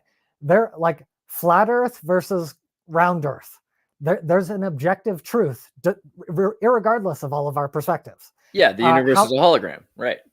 How many planets are orbiting around the sun? Is the sun the center, or is the Earth the center?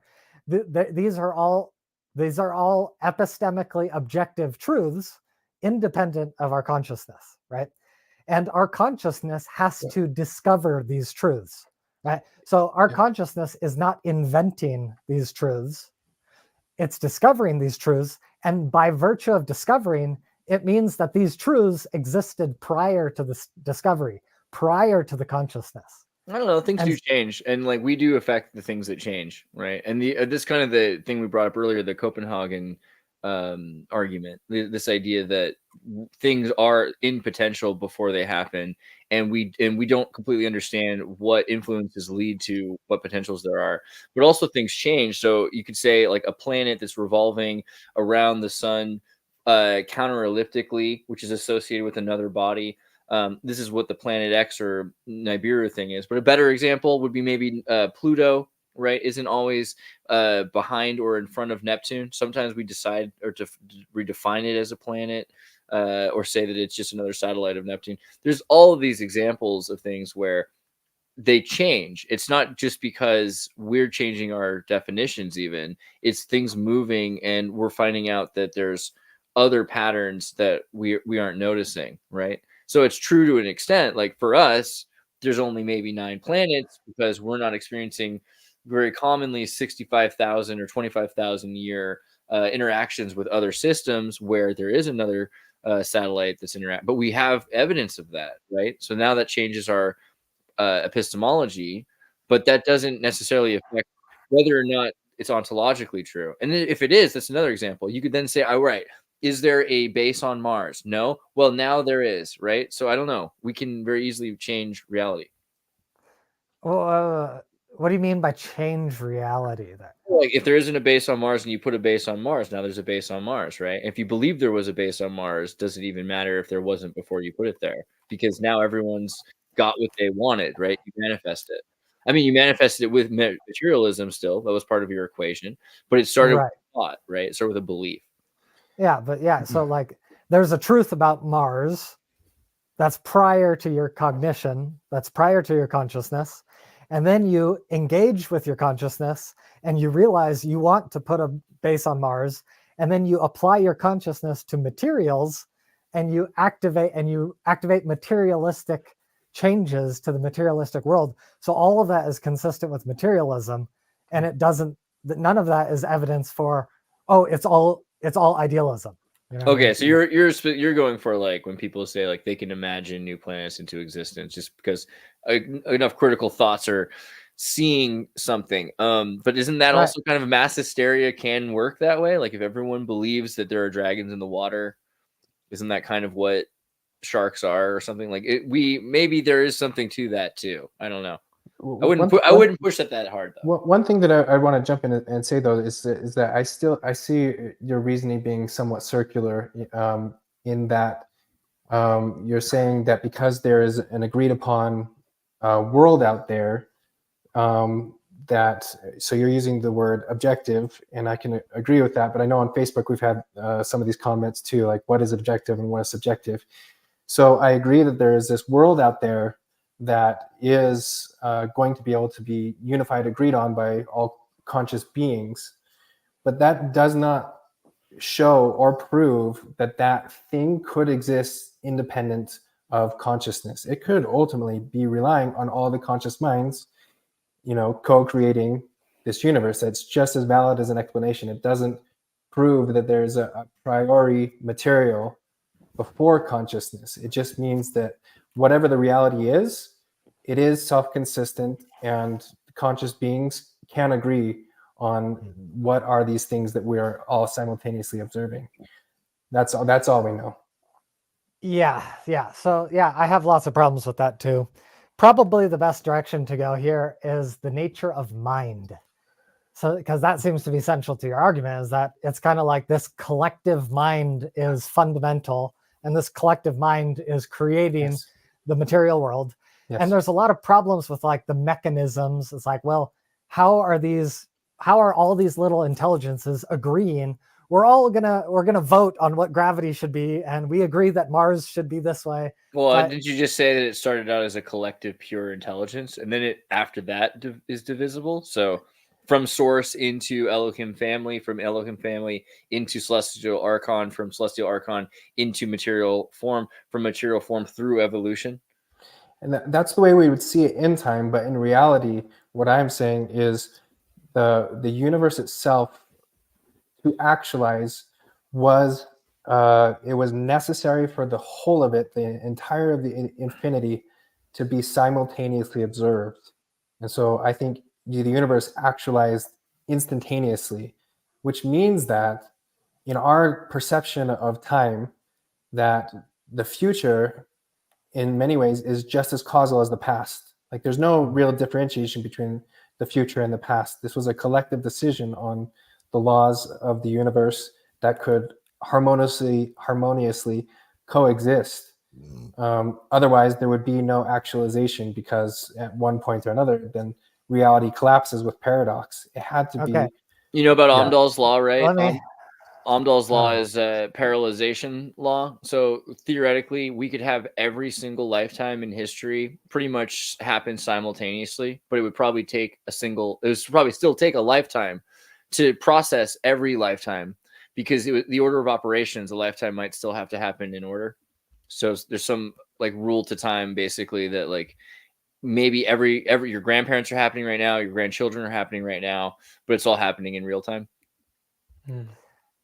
That's weird. Okay. So okay, I think maybe it would be useful to get clear on like where are these intelligences that are defining the attributes of Mars? Where are the intelligences that are defining the attributes of the sun? Is it like humans in 2024? Is it Jesus in 30 BC or 30 AD? Like who's deciding these attributes? Yeah.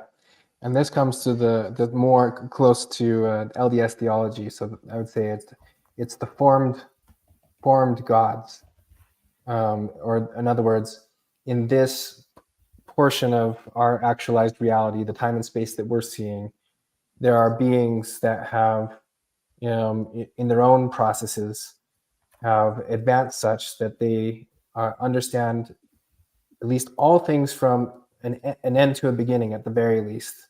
So in this iteration of the universe, this universe that started with a big bang, then presumably is going to have an end, that there is a being that was capable of seeing all of the potential of this creation, with all the experience that he attained, before, and on all his lifetimes, if you want to put it that way, eternal lives. that he had sufficient knowledge such that he could tap into the infinite collective consciousness, if you want to put it that way, to make that decision. But if we were to step outside of time from the realm of the boundaryless potential, this is really in harmony with all other gods across all other times that would be jointly making these decisions. And so it really is, and we would be part of that. We're at a different time and place. So everybody, when they have advanced to that point, would be collectively, future, past, and present, infinitely deciding this is the way that it should be. Hence the picture of the hands going like this, over putting camera, right? Because it's necessary that it's self-generated, self-created. Did you ever read Neil Gaiman's Sandman? That old comic book? You got to read comic books. You can't fight vampires and werewolves if you don't have comic books. But in the Sandman, there's a story about all of these cats. It's like a world where the cats rule thing. Basically, there's 7 endless, which is all Gnostic. But Dream meets the cats, and the cats are ruling over these tiny little people, right? And then the people get together and start a dream. One guy comes up with this dream, and they say, we're all going to dream this dream. A dream where cats are small and where humans are big, right? And then eventually they wake up into that dream collectively, and that's the world we live in, where cats are house cats and domesticated. On one hand, it's a comic book, and it's a metaphor. But on the other hand, there were giant cats. And in a sense, I think we do that. We do affect things through thought. And it's more that through the thought, we make the physical choices, your material excuse for how things happen. But those are happening after these thoughts, right? Evolutionarily, it's really consciousness, which is driving all of these choices on, marriage and reproduction and survival and education and priority. So I feel, So, okay. So back to trying to figure out who and when is this decision-making going on. So like in Mormon theology, you've got like all these intelligences, and theoretic, like you've got a God intelligence, you've got human intelligences, for like every human has an intelligence. You've got animal intelligences, and then there's multiple points in time. And so like at what point in time, because like you seem to grant determinism. So like maybe all of these intelligences are voting on the attributes of the universe at the time of the Big Bang, and then they stop voting, they're done voting, and then they just let the universe roll out into, like, Mars has the properties of Mars because of what was decided at the Big Bang. Is that where you're going with this? Well, it's hard to put in words, because what I'm saying is the decision is in large part made out of space-time. So when the decision is made, all things have happened. So it's not really like everything playing out, right? It's like there's all the potential possibilities. This reminds me of, what's it called? Middle knowledge, which is a Christian theology of how God intervenes in free will, but is still creative, right? He can see all the possibilities that would happen according to all the lesser intelligence choices. But with all of that and his will combined, he will manifest the choice that allows his plans to proceed as intended. Now, that's just looking at one God and lesser intelligences. But what I'm saying is that we are all the creators and the created. And so if you really were to step it back, what I'm saying is that the choice is ultimately made while there will be one agential being, a God of a universe, that's voicing that decision. Really, it's a collective decision of every single infinite being, past and present, at all the points that they too are at a state of godhood. So it's everyone everywhere is right. What's answer. In the book of Abraham, right? It's like, and they stood before him. Hold on, let me find this.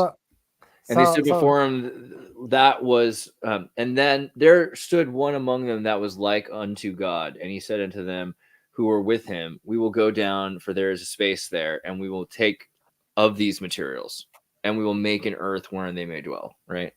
So it's like, you know, material afterthought. We think about, like, hey, I have an idea, and then let's do the thing. So are you, Stephen, are you imagining this as this vote is taking place outside of space-time? And so it's tapping into all the collective thought that ultimately exists outside of space-time, yes. So like if an intelligence were to become exalted, when you step outside of space-time, they're already exalted. Yes. Because being exalted is transcending space-time and becoming, you know, that's godliness, right? And so exalted is both being formed and still in some sense existing in space-time, but also having full access to the spaceless, timeless realm in which, you know, the formless realm in which all things simultaneously exist. But there will still, each of us as individuals, we will never go away from space-time, even though we might be able to access that spaceless, timeless collection of a unified intelligence. We will still always be permanently and infinitely I feel like our individual selves. The fact that we have to exist, right, and the idea of being material is part of this process that's supposed to evolutionarily lead to a higher form celestially, kind of to me says that it's, you know, infinity and eternity, but not necessarily boundless potential the way that we're describing it. Like, it's pure potential to make all things, but only through taking away that potential of being material. So you have to go through some sort of process which is material to evolve or to become refined or in some way. Otherwise, you can't be, you know, exalted. Otherwise, I mean, you're just a spirit until you're formed. And so the material form seems like an important step. Yeah. So what I was trying to get at is once you become exalted, you become eternal in nature.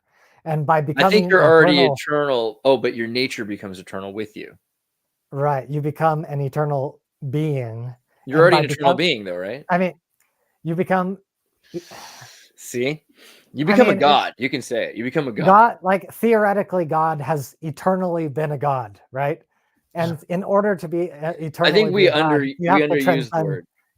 You have to transcend space-time for that to even work. But we're using the word God lightly. So, like, the idea is that the Heavenly Father is not a god. You know, that's like a lower, that's like, gods are the dogs that sit on the porch of the thing that we're talking about. You know, that's the thing.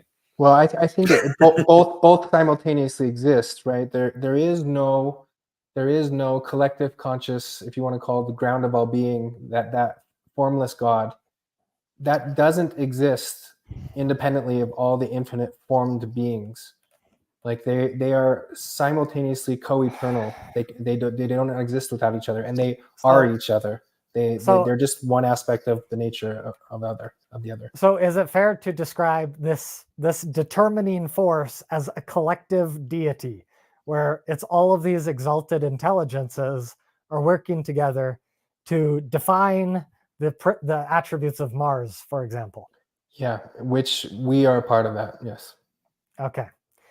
Okay, so now, so that kind of pushes us to the nature of God, which God is supposedly has a mind, because all of this reduces to mind and consciousness. Yes. So the problem with mind, or the problem with will, right? When you're making a decision, you have to have a value system, and that the value system is what informs the decision-making process, right? And so the way I view will and decision-making is as an algorithm, right? And it's a pretty simple algorithm. You can make it more complex, but it's basically, you have to like consider your options, right? And that kind of, you can bring this back to your boundless potential, right? So something is observing all the options, yes, right? But in order to decide upon the options, you have to have a value system. Yes. And so you take each option and you algorithmically measure it against the value system. Does this option satisfy my goals? No. Next option. Does this option satisfy my values? Mm-hmm. Yeah. No. And you iterate, and iteration is software, robotic, deterministic algorithms. You're iterating through your options. You say, well, this one, you know, it satisfies my values to the degree of 50%, and this one satisfies me to the degree of 70%. And well, this one's 80%, and nothing is better than 80%. Okay, we're going with that option. All of that is completely deterministic. All of that is completely robotic. And that is what God has to do in order to make a selection. And so my opinion is that God must follow these same algorithmic processes, which makes him robotic, which makes God lack free will, which undermines the entire concept of free will existing. Yeah, and I would agree if the origin of God was created, he was externally created. But what I'm saying is those decisions ultimately have an origin in something else that's happening.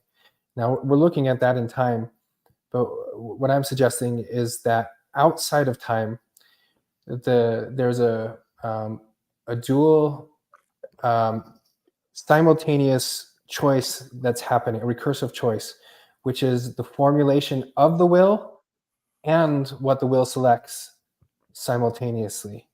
So there is no pre-existing will before this recursive process, because the will is being selected in addition to all the choices that the will makes simultaneously.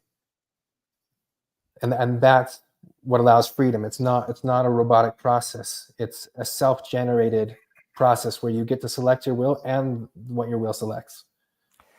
Yeah, but for me, the word select carries with it the algorithm of selection. And so when you say the will is getting selected, what I hear is there's a meta algorithm that selects the algorithm. That so we have there is a constraint. Yeah, there is one constraint, and that constraint is that for reality to exist, it must be self-consistent. That's the constraint that ultimately determines, if you want to say that ultimately allows the will to be selected. It's selecting for that which chooses to exist. Although within time, we do have, demons, sons of perdition, that are choosing against existence. But the ultimate, if all collective intelligences didn't ultimately decide to choose to exist, we wouldn't be in a universe. We would be in boundless potential that never went anywhere. Yeah, but what I'm arguing is that in order for them to choose to exist, they must have a pre-organized algorithm that lets them choose to exist. And that has to have an origin. And that's the problem that makes them robotic, is where, like, they're being forced to follow the algorithm that they were given. I mean, if you're born, though, with lack of memory, like tabula rasa is, you're doing a lot to make it possible for you to have, free will, right? You're trying to do as much as you can to be like, all right, I want this kid to start out being able to drive, but I don't want him to be just like me. So they're giving you have an amazing amount of instinct, but you don't know why, right? Sure. Doesn't that help with your free will thing? Then all of a sudden you're able to. I guess I'm not connecting the dots here. I mean, because you don't know that you made this choice, and you don't really understand all of the ramifications around you. Most of your interpretation of those ramifications are going to be societally taught to you, not given to you from before you were born, right? So it's not, I mean, you do have a lot more free will because of that. Even if it's influenced by people, it's not influenced by the system itself at that point.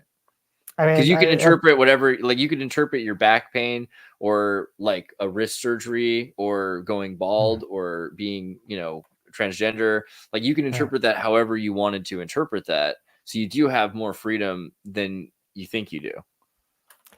Well, it depends on what you mean by freedom. Like I said, I've been consistent this whole time that when I say free will, I'm talking about not being a slave to an algorithm, right? Yes. In order to have free will, you have to be able to escape the algorithm. And so if your algorithm says, I must follow my culture, that's not free will. Yeah, but you're not born. No one's born with that algorithm that tells you have to. That's instilled in you by nurture, right? There's no like specific race of people that say I genetically, instinctually must follow no, that's always something learned, right? Well, it's because causation, like agential causation, is complex. You've got 80 billion neurons in your brain doing tons of things. So neuroscience is one of the most important topics in the free will debate and addressing idealism, because neuroscience provides the materialistic foundation for how materials are creating the algorithm, and the algorithms are creating the consciousness, and the algorithms are creating the decisions. And so instead of consciousness being fundamental, it's like, whoa, whoa, whoa, whoa, whoa. The materials are fundamental. Then you have neuroscience. Then you have decisions, and then you have, Yeah, but that's just a presupposition that the material is at the base. It's the only thing that makes sense when you understand the science, right? So no, I don't think so, because all you're doing is observing causality, but you haven't identified the beginning of the chain. It's presumptive to assume that the material is at the beginning of the chain, and I would argue, no, it doesn't. It's not only not the thing that. Not only does it. Sorry, I'm mixing my words, but it's not an explanation of. It's not the explanation that makes sense, because it doesn't even have an explanation at the origin point. Right. If you go back far enough, the materialist story ends. It ends with a miracle, which is that material suddenly came into existence without explanation. Like no explanation. At the end, it's just like material came into existence and it is material. That's the presupposition. There's no answer that I've ever seen that gives credibility to where that origin point is. Unless it's energy, which then could be potential thought. Yeah. So then I would go back to just sharing this quick graphic again, just because I think I said it was the crux, even though it's this really simple, dumb graphic. I want to share it just one more time. It usually is, man. Graphics will do that. This right here, which is that reality by logical necessity must be self-contained, because if there's anything outside of it that can affect reality at any point ever, then it is part of reality by definition. And so reality itself is not externally constrained. It cannot be. It has total external freedom. And so that we could simplify this, and we could treat and pretend reality was just a single individual. There are people that believe that this unified consciousness is just one being. So let's just pretend that is the case. Yeah. If we saw this as one being, all of reality is one being, there is no starting algorithm. There is no. There has to be, because you don't have mind without algorithms, and minds require materials. So material has to come first, because you don't get algorithms without materials. Well, that's a presupposition that minds need materials, right? That's just a statement of faith. That's not a necessity. We can design a mind. Minds are emergent concepts. They have building blocks. You can't just say, oh, there's a magical mind floating around. It's fundamental. There's no subcomponents. That's completely incoherent. I totally could. Who's that Russian guy who came up with that theory? The emergent Russian guy, the brain that appears in space. Oh man! But we haven't done that. The Boltzmann brain hypothesis. Yes, the Boltzmann brain hypothesis. No, the Boltzmann brain has subcomponent. It's emergent. It's not fundamental. It doesn't lack building blocks. That's not your argument. You were arguing about algorithms. There's no necessary algorithm. Like the idea that in an energy expanded, like from 0 point energy, if energy is then expanded beyond 0 point, that it is divisible into material, and that those material particles have not necessarily an algorithm until later, but that they just randomly combine until they make sacred geometrical forms. I mean, right, but the aspect of combination is an emergent process. So idealism says mind is fundamental. Combination is an emergent process because all things start as one. So it doesn't. It's cyclical then, right? Emergence is the opposite of fundamentality. So except that because I mean, emergent just means that something comes and goes. But if it comes and goes repeatedly, then it's a teleological pattern, right? So if something is combining together because things used to be together, then it's only emergent in the sense, even if things come back apart, as long as it started out as one uniform whole, then emergence is, still based on the original principle. Emergence is nothing new if it started out as a whole and it's coming back together. You're arguing that there's nothing more than the sum of the parts. Is that what you're saying? I don't know if that's exactly what I'm saying, but the sum of the parts are if energy is mass, then yes, right? Like, okay. I think this argument too, like a presupposition that I see you making as well, is that there is a possibility at all that some sort of consciousness can emerge from dead material. Like, people just make that assumption and they throw around the word emergent. But I'm a program that works with all different types of recursion, and there's no ones and zeros that are ever going to combine in a way that suddenly consciousness just pops. Suddenly it's experiencing itself like that. I tend to believe the same. I think that if AI becomes conscious, it's because we've given it a place for energy to go into. It's not, it's not tapping into consciousness, right? Tapping in, yeah, exactly. Rather than which means that dead material causing consciousness. It could be reincarnated from people or trees or who knows, but it's energy that's existed since the beginning. I believe. So I actually agree with you, Stephen. I think that's an intelligent point. That there's a difference in kind problem, which is if you start with dead materials and then you just add a bunch of dead materials together, suddenly living consciousness appears. It's like, that doesn't make sense. There's two different categories of ontology. There's no causal linkage. Why does deadness create aliveness? That doesn't make sense. I agree. I would just reject the premise that they're dead materials. I would go with a Russellian monism, where energy is the fundamental primordial substance. Energy transforms into material. Energy also transforms into qualia. And what happens is these energetic processes create materials, and the materials create life, and life hacks in to consciousness. So the materials are generating consciousness based on the fundamental potentiality within energy, but you cannot create the consciousness without having a substrate in the first place. And the substrate is the materials. So seems like you said the exact opposite though, right? You just said Steve, but you just said the opposite of what you said in a row, because the first thing you said is that the material needs the energy, but then you're saying that the energy needs the material to exist, which is clearly not the case, because the energy is then, so everything is tapping into this energy rather than producing consciousness. Yeah, it seems like in your view, energy is not dead in the same way material might be. Yes, basically. So if energy is not dead, then I think we're just playing a semantics game. I'm just saying that's consciousness. Good job. No, I agree. What I'm saying is materials are fundamental, and organizations of materials produce complex consciousness. And I heard you say faith without works is not dead. Yeah, I agree with that too, Seth.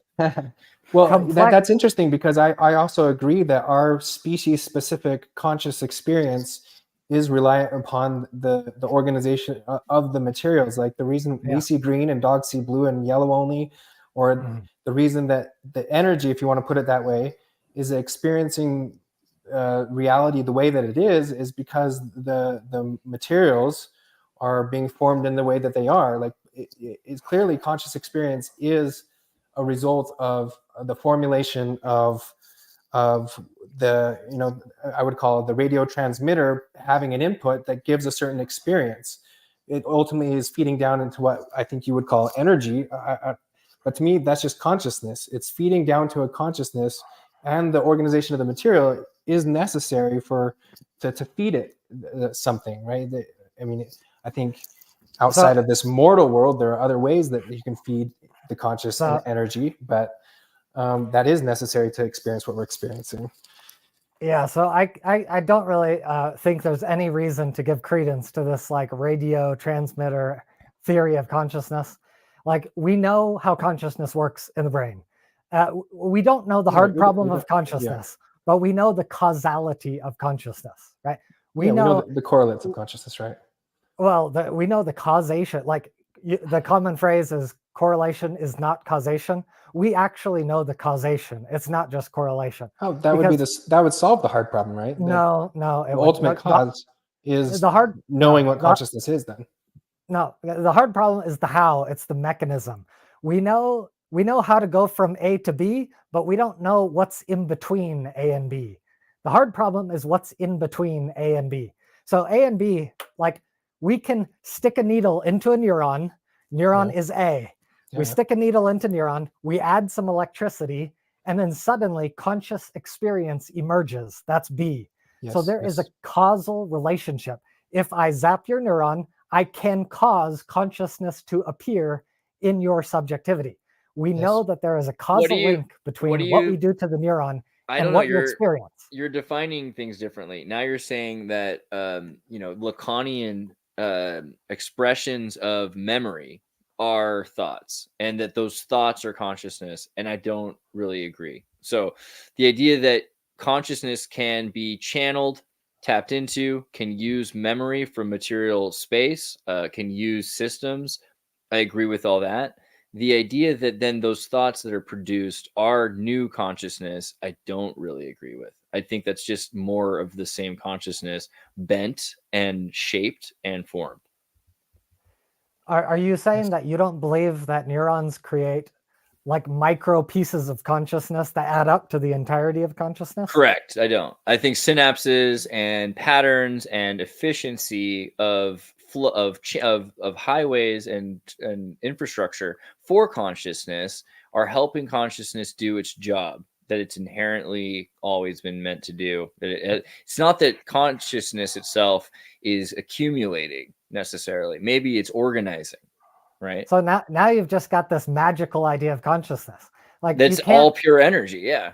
Everything has building blocks. That's how causation, things are built together. If you don't have a room and you don't have a need for a hippocampus, then this whole white room boundless potential thing you're talking about, then it doesn't really matter. But if you all of a sudden are like, you can only go so far and you can go far forward, and what is forward? Then all of a sudden you need these metrics, and your mind becomes a tool for consciousness to use. But it's not that consciousness itself is like being produced in a factory by material. That's completely neuroscientifically wrong. Dead wrong. Consciousness is not a top-down force that's operating the brain like a puppet master. It's like, ooh, today I want to activate this neuron. Like the soul is not playing piano on the brain. You can do brain scans. There's no invisible energy coming from outer space. There's invisible energy everywhere, and we're quantum entangled. And there's definitely EMF patterns that are leaving room. We are producing an EMF pattern right now that is probably connecting us over millions of miles, thousands. As not relevant to the scope and scale of neuroscience. It is, as long as you look at the condition of free will outside of the individual. If you think the individual is not wholly part of the superorganism, then sure, maybe the singular soul, but that's not even a Jewish or Christian concept, really. The idea is that we have 613 parts of the being, right? And that we're all part of each other. So that it doesn't really make sense that it should be separated. You're saying, oh, well, there's no separation. I agree with that. Like, we're all connected. This is 100% empirical, and there's zero evidence to support this outlandish hypothesis that neurons are activating. I'll point out that I'm wearing shorts for this debate. I just want everyone to know. Well, the thing is that you can say that that's outlandish, but I think the reality from the materials perspective, if you go down the chain of causality, it ultimately comes to an empty basis. It comes to an empty basis 13.8 billion years ago. But doesn't matter. Like 1 minute ago, we know what the brain is doing. We know why you're doing what you're doing. It's not because of a soul. Yeah, but it's not because if you build magic. Your foundation on an empty, on an empty foundation, then everything topples over if you got your premise wrong. Okay.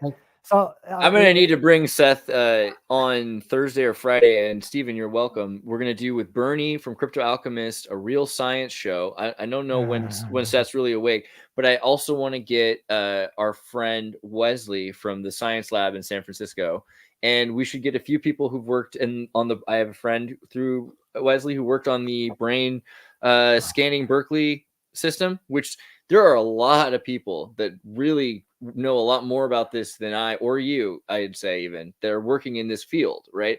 And they don't agree that this is just completely solved, for one thing. And they certainly are not erring on the idea that material is producing consciousness over the idea that consciousness, and rather energy, right, as we're saying it, is a pervasive, ubiquitous force, right? So I think we need to look at the science more before we say, oh, sure, like we're convinced that, you know, the mind is a consciousness factory. It's so solid at this. Neuroscience is so good at this point. If you just know like the tiniest fraction of neuroscience, it just blows all of these theories out of the water. And it's too hard to do a neuroscience 101 class in like 2 hours, because it takes 30 hours to download all this information. But like I was saying, you put needles in the brain, there's causal relationships. Guess what? When you're putting a needle in the brain, that's material. When you're pumping electricity in the brain, that's material. This is a materialistic process that is producing conscious experience. Circular. That's circular. You're assuming the needle's material, right? And you're assuming that the brain is also material, quote unquote. There's like, no good argument. And you're calling the emotional responses of an event consciousness, rather than the potential to have those. I don't know. There is no good argument for saying that there's a little needle soul, and there's no such thing as a material needle. It's a little needle agent. Again, it's the Gagul Nashamat. There's 613 parts of the soul. This little needle agent, it has the free will, and it just so conveniently, it freely chooses to do whatever your hand tells it to do. Like, there's a chance that it would defy your hand, but no, it likes following your hand because it's free, but it deterministically follows you. Come on. A needle has free will. A needle has an intelligent spirit. No, but it has been selected by a conscious being to be the way that it is, right? The same as the laws of the universe themselves are selected for. And a needle is made up of the same material that everything else is made. The thing is, like, you want to just focus on the now rather than go 13 billion years ago, but I think that's the whole crux of the whole issue. Like, what I have presented is a theory, at least, whether you accept the logical induction that I have presented, it is a theory from ground up. This is how it is created from the very beginning, that the laws of the universe themselves. But what the material sphere doesn't provide is any reason that the best that we've been given is the anthropic principle, which has, new atheists have backed away from and said, actually, it is really weird. It does beg an explanation. We don't have a reason for the laws of physics the way that we are. We don't have a reason for the very foundation of energy or material. There's no foundation whatsoever. And I have given you that on the idealist side. So there's no comparable. I can give you foundations all day long, but it took you an hour and a half to give a foundation. Sure. I don't think we have an hour and a half for me to give a materialistic foundation. Well, we can do it next time. On Free Will 2.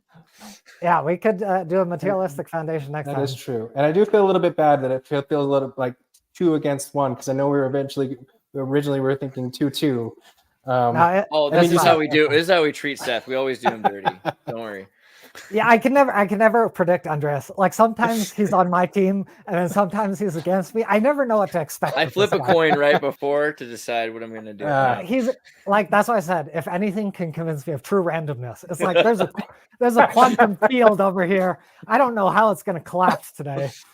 We're going to find the truth, and I don't know where exactly it is, but somewhere in the middle. Yeah. Well, let me also say, everyone, if you haven't checked out Stephen Fellows before, like, he did a video with us earlier, and we'll be doing, I think, another video probably next week or something. But I think you did, what was it, like the Jacob Isbell video, which was really interesting, which was great because there was recently a debate, and a lot of people are really interested in this subject of polygamy and everything, and everyone's like watching this video over here with like the debate. I honestly think you guys are probably going to watch the video with Steven over here, because it was a really good conversation. It wasn't exactly like an egregious debate. It was more just, we're going to like try to think about this. I think it was great. I loved it. Yeah. Sorry, keep going, Seth. Yeah. So you mentioned 2 things. There's like, I can quickly address some of the things you're saying. So like, Terence McKenna, he made a commonly quoted statement that modern science is based on the principle, give us one free miracle and we'll explain the rest, right? And so it seems like you're kind of appealing to, like, okay, for Stephen, the fundamental miracle is just give me like consciousness, and these consciousnesses can produce everything. It's like, No, okay, I think I've explained the origin of consciousness of itself from boundless potential, boundaryless I've- potential. I completely critique the idea of consciousness as being this independent substance, free of mind, free of material, free of algorithm, free of values. How do you any of that. how do you distinct energy then from consciousness, right? What's the difference there? Energy is just like microscopic potential, and it can energy can transform into gravity, it can transform into magnetism, it can transform into light, it can transform into matter, it can transform into motion. Why not let it transform into the color red? Why not transform into the color blue? And so I just say the fundamental material is energy. I don't know why, that's just my miracle. Like, we have this potential. Like, I agree, potential is a good starting place. For some reason, we got energy. And then what happens is, like, maybe there's like these little tiny sparks of consciousness, but they're irrelevant. Like, what is a spark of red? So wait, what is consciousness then? Because you said all those things sound like consciousness to me, but you said that was energy. Okay. So units of sentience would be like when you see an image, right? I'm seeing a TV screen. So a TV screen is the summation of thousands of pixels, right? Mm-hmm. So each little pixel is a unit of color. And the combination of all these units of color is vision. And so when I am conscious of like a picture. So when you're aware, you think awareness is consciousness. Well, awareness is the summation of a bunch of pixels. So my awareness, I have a red pixel over here. I've got a green pixel over here. I'm aware of thousands of pixels at every second. Yeah, so I would say awareness is not the same as consciousness, though. Well, right? A lot of people are not aware they're conscious. You know, a lot of things. It depends on how you define it. I don't really care how you define it, but like, I have a complex consciousness, but my complex consciousness is the summation of all the tiny building blocks of small consciousness, right? So I have a bunch of small audio consciousness. It's like, oh, here's a frequency. I thought you were the summation of all the material, all the small pieces of material. The material is creating the units of, so in my ear. But I thought you said there were primordial conscious. I'm sorry, keep going. I'm trying to follow it though. I'm a material being. Where does the primordial consciousness introduce itself? When do we meet my materials are hacking into the potential of energy to create units of consciousness for evolutionarily adaptive purposes. Yeah, I think you're really close. It's almost there. But that's like pretty much it. It's that, but it's not that you're making consciousness. That's completely different from idealism. You're having awareness. And you're calling awareness consciousness, but consciousness is the preceding thing which you're becoming aware of, right? Self-awareness is using all these tools of material, but that's not the same as making new consciousness. That's just a furthered awareness. Like you become aware of your consciousness. Yeah, but the consciousness is fundamentally bottom up. There's zero top-down consciousness in my paradigm. It's all bottom up, which means you're saying bottom is all of consciousness and it's going up through material. Yes. No, I'm saying, so there's energy at the bottom, and then there's evolution of materials, and those materials are hacking into energy. Consciousness. Energy. They're hacking into energy to create units of consciousness, units of sentience, and they're building a picture of reality with energy.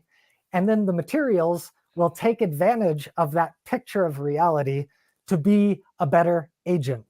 And all of that is bottom up. All of that is deterministic. All of that is algorithmic. All of that is robotic.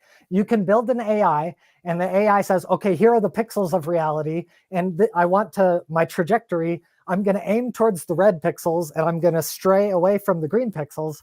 That's all bottom up. None of that is like a top-down soul saying, ooh, I like red things. Let me go towards, like, where if you're blind, if you're blind, you can't see the red, right? So you have to have the material of eye in order to use the consciousness that's already there in order to have emotional feelings and all of these memories about that thought. So it's not that you're creating, it's that you're growing, shaping, sculpting something, but you're not manufacturing new consciousness. Consciousness is just the thing using that system that you're talking about. So yeah, I'm a little confused on how you're using consciousness because I don't know if you're using top down or bottom up. because I It's a little bit disagree of with. it's a little bit of outside and inside rather than just one or the other. But it's that God, an energy, this thing that's outside of space time, energy is conscious. That's kind of the thing a lot of atheists don't like, I is don't. that idea that So there's kind of a if consciousness there, this and is it's an important point, using material. I do not believe energy is a complex consciousness. And that's why I disagree with idealism. Idealism thinks there's all these complex consciousnesses at the bottom that are like deciding and voting. And well, I like this. It's more like Like, a consciousness complex, because it's the idea that it is all of consciousness. Energy has the potential for the most dumb version of consciousness possible. Without seeing, it can't see. One, like energy, it's like it transforms into 1 pixel of redness. It's like, that's completely dumb. You can't do anything with that unless you link it into an algorithm. It right? can't even just be red. It's like it can't do. So the idea of material is that if you can't, let's say you are conscious, but you're a single-celled sea amoeba, and you can't do anything but sense the feces of other life at the bottom of the sea in order to survive. I mean, evolutionarily, it makes sense to give consciousness more sensorial information and more memory, so consciousness can make better choices. But that doesn't mean you're making more consciousness. You're just giving consciousness more tools. Well, I would say you're adding like each building block. Like let's say your vision, like your eyeball has 1 billion sensory neurons, and so I've got 1 billion pixels. Well, if I evolve another receptor, right? I've got 1 billion receptors. If I evolve another receptor, I've got an additional pixel.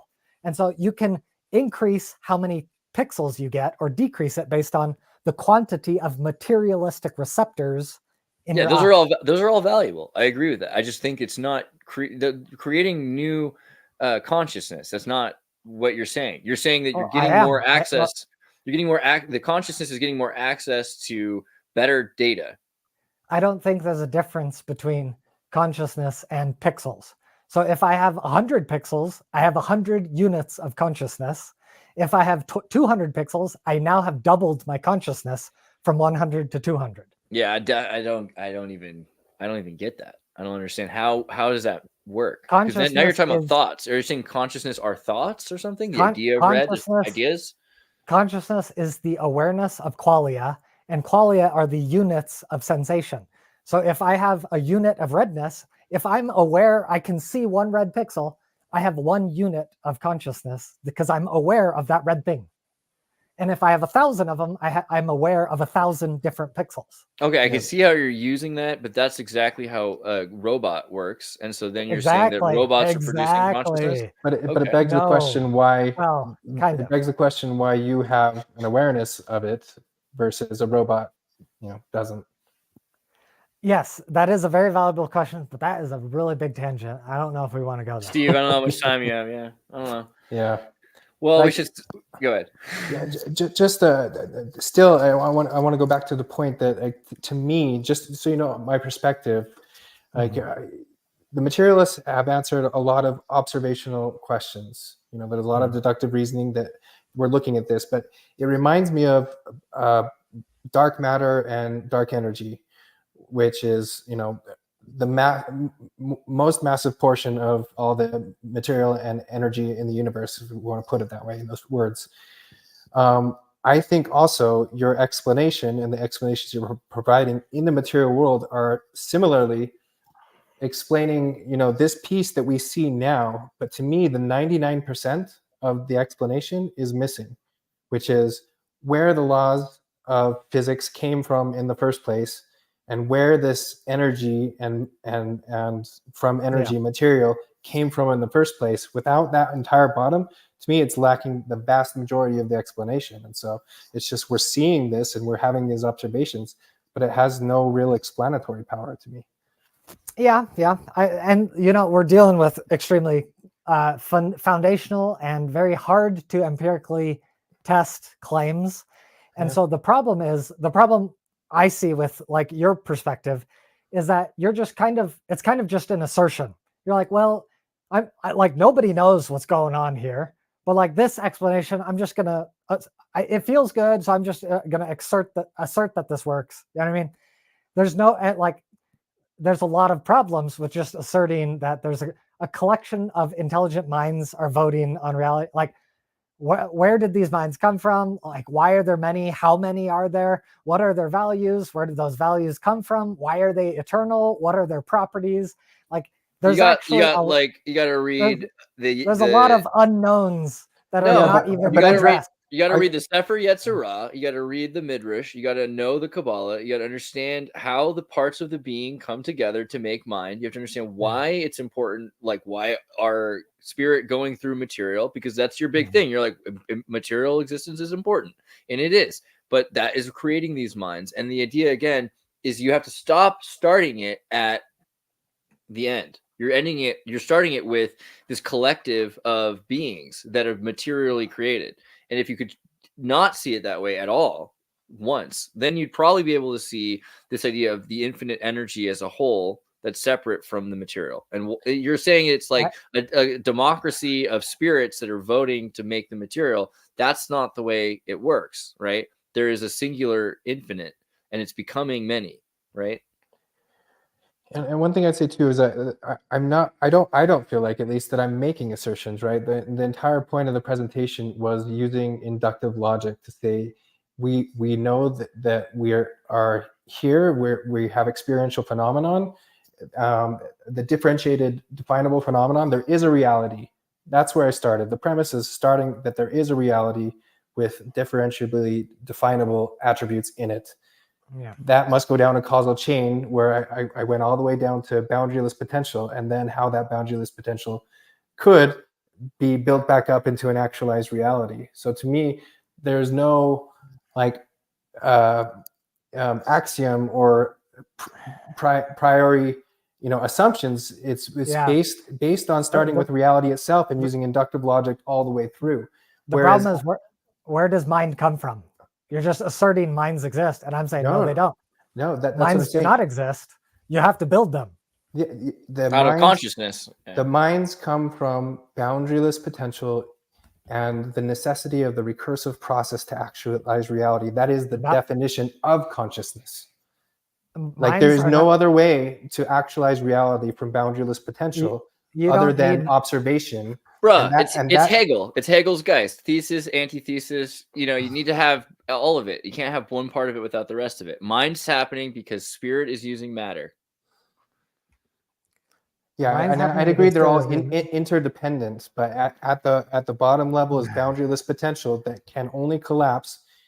So you can think of the material reality as the scratch pad of mind. Like, this is the test area of what we're trying to create, and the consciousness is interacting with the scratch pad to select laws. And you could also think of it as the universe is asking itself, what am I? And the response is, I am. And that question and answer is reality. The answer. Seth's so uncomfortable. It's great. He's like, The answer is also in the question. That's what's unique about it. It's like the process of discovering what I am is also what reality is. You're like Dorothy pouring water on the Witch of the West right now. Like, calm down, you bully. No. It's such like, to me, okay, it's such a weird argument to the universe is so mechanical. There's like so much clockwork to it. To say, we're choosing, the universe is discovering itself. It's like, well, we want to be atoms and we want to create nuclear energy. When we split, we just have a desire to explode. It's like, where did that desire come from? That doesn't make any sense. That these spirits, the desire to actualize reality, that's where it comes from. It's like there's these spirits that are like, we really want to be like little orbitals in space, and like, well, we like the noble gases, that feels great, and but if you split us in half, we like to explode all of our boundless potential. Like, it's such an anthropomorphization of nature. Like, it adds like way too much like stuff on top of, like, nature is dumb. That's what needs to be conveyed. There's no feelings. There's no like complex cognition. The atom isn't looking into the universe and saying, what a pretty universe that I live with. That's just anthropomorphization.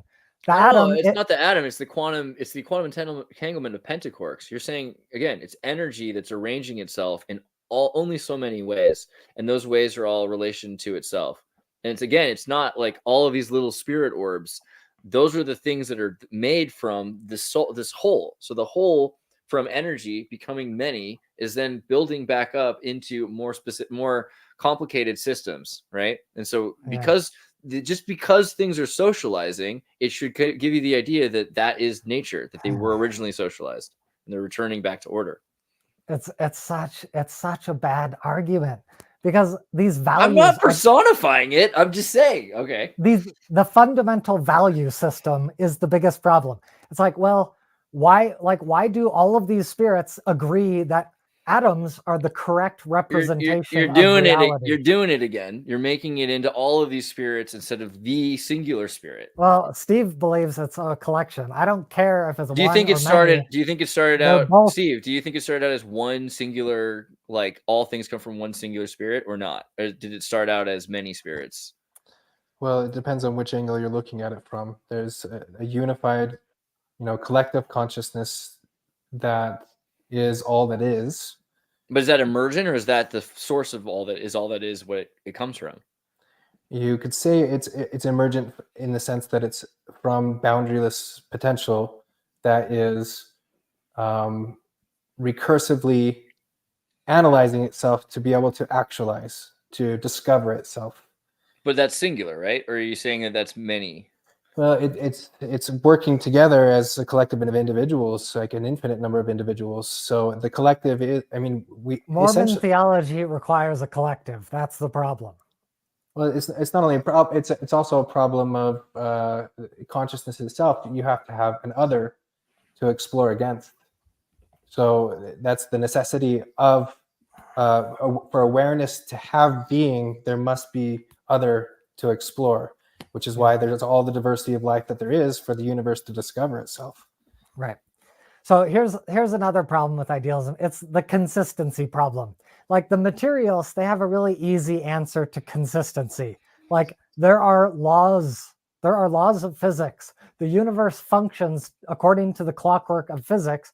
So why do atoms function the same way now as they did a million years ago? It's because of the clockwork of physics. It's because of laws.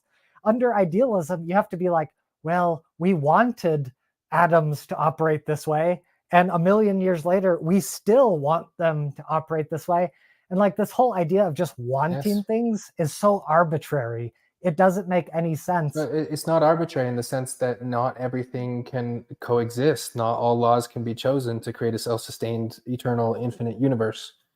Why don't they just tweak the laws whenever? Why don't the spirits get giddy and they're like, well, we want to explore new laws of physics. Like we're bored of the old clockwork. We want some new clockwork. Why not? I do think that this universe is, just one part of a beginning and end, but I think it's just one universe of an infinite number of universe, all that as a collective reality. And I do think that everything that can exist in a self-existent, sustainable universe does and will exist an infinite number of times. So your idea that we want to explore other possibilities, if it is actually possible to exist in a self-sustained universe, I think consciousness will do that. I think it actually will. So God basically creates many world hypothesis, multiple realities. If you think about a video game, you have to have certain rules for the game to function. Like if your character is platforming on a screen, like set it to, if I push the right key, true, that they move on the X coordinate like +10 as is held down.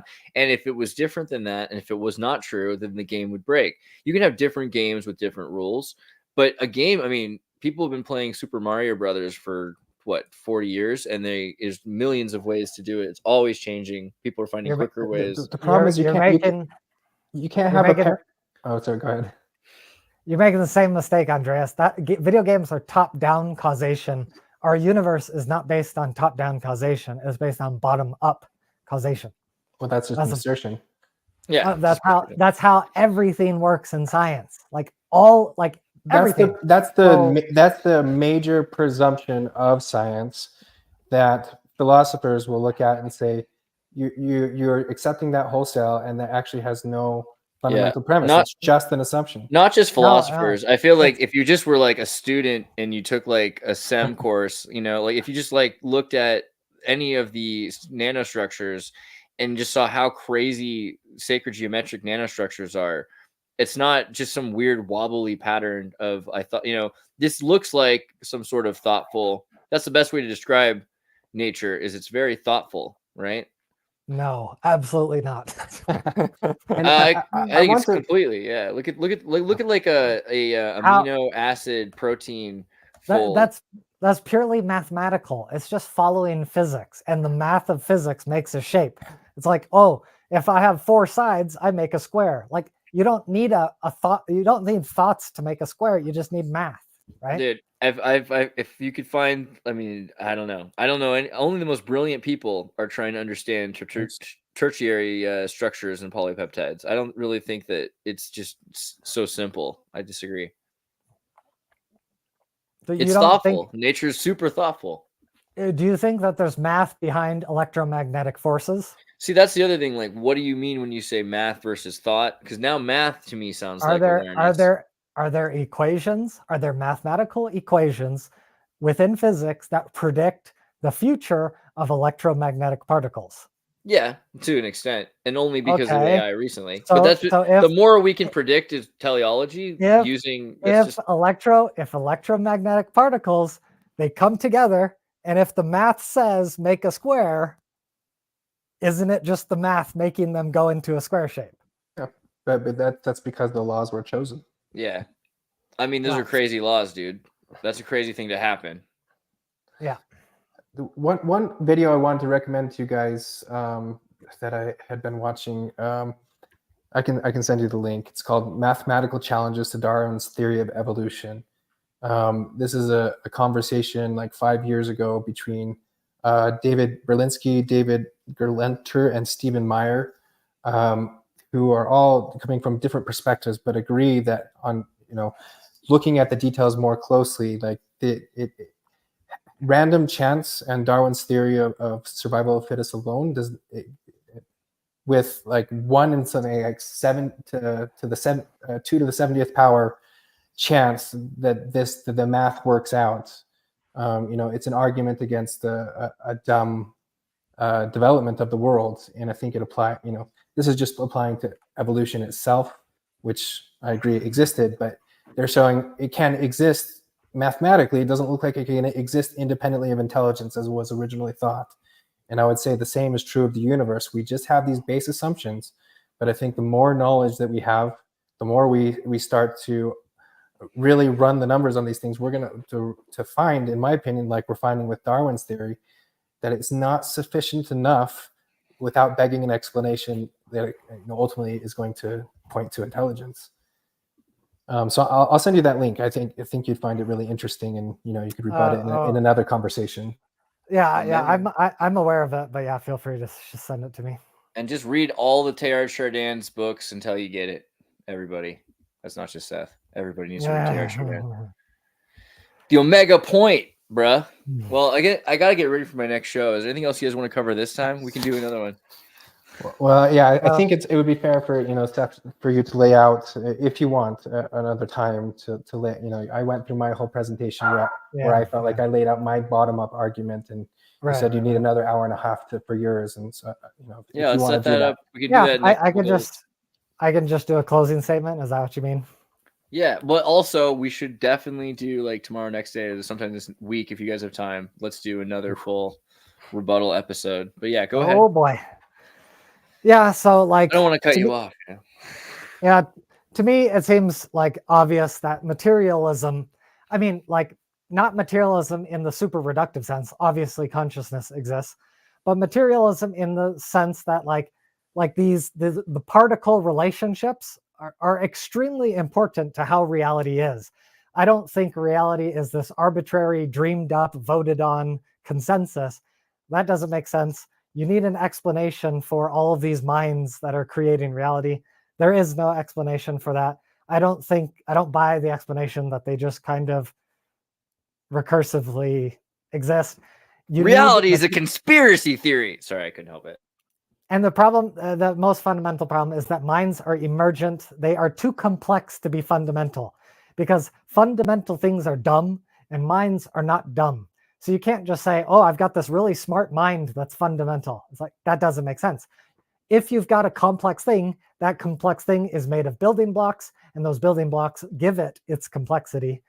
And so that just pushes the problem back. If there are fundamental minds, then we've got to have fundamental materials behind those minds. So based on everything we know about science, our decisions are based on it's based on our brain. Like to me, it's absolutely clear from neuroscience that whatever our brain is doing, it's producing our decisions. If you damage the brain, you damage our ability to decide things. If you enhance the brain, you enhance our ability to decide things. If you augment the brain, you augment our ability to decide things. Like, everything in conscious experience is extremely tightly tied to the nature of the brain.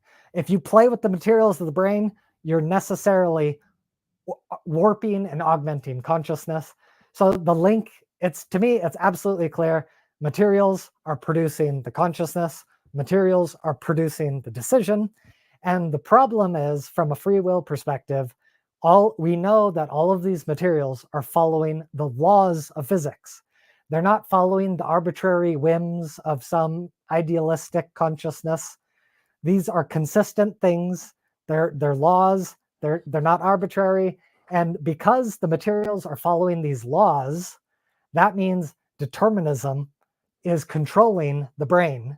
And if determinism is controlling the brain, then determinism is also controlling our decisions. And that just means we are basically slaves to the laws of physics. And we can have these conscious experiences. We can have the feeling of deciding, but we are just witnessing our own mechanics. Our mechanics are moving. There's the magnetism of our materials. The electricity is following the path of least resistance. Okay, the electricity goes over here to decide this. Okay, now the electricity goes over here to decide this. We feel like we're making all these choices, but we're just following the laws of physics that is operating on those flows of electricity. And so I don't think algorithms are escapable, and algorithms are fundamentally robotic. The brain, all these electric algorithms, that's exactly what robots do. In fact, artificial intelligence, it was designed to mimic the brain. And that's like a whole nother conversation. But it's fascinating how by telling the software to mimic the brain, we created, smart software. What it shows is that the material algorithms are creating the intelligence. We can take our material algorithms, we can duplicate it over on software, and we can output a similar result. And so to me, it's extremely obvious that it's a bottom-up process. You evolve the materials, you evolve the intelligence, you evolve the consciousness. It's not fundamental, because that doesn't make any sense. Is that off the move?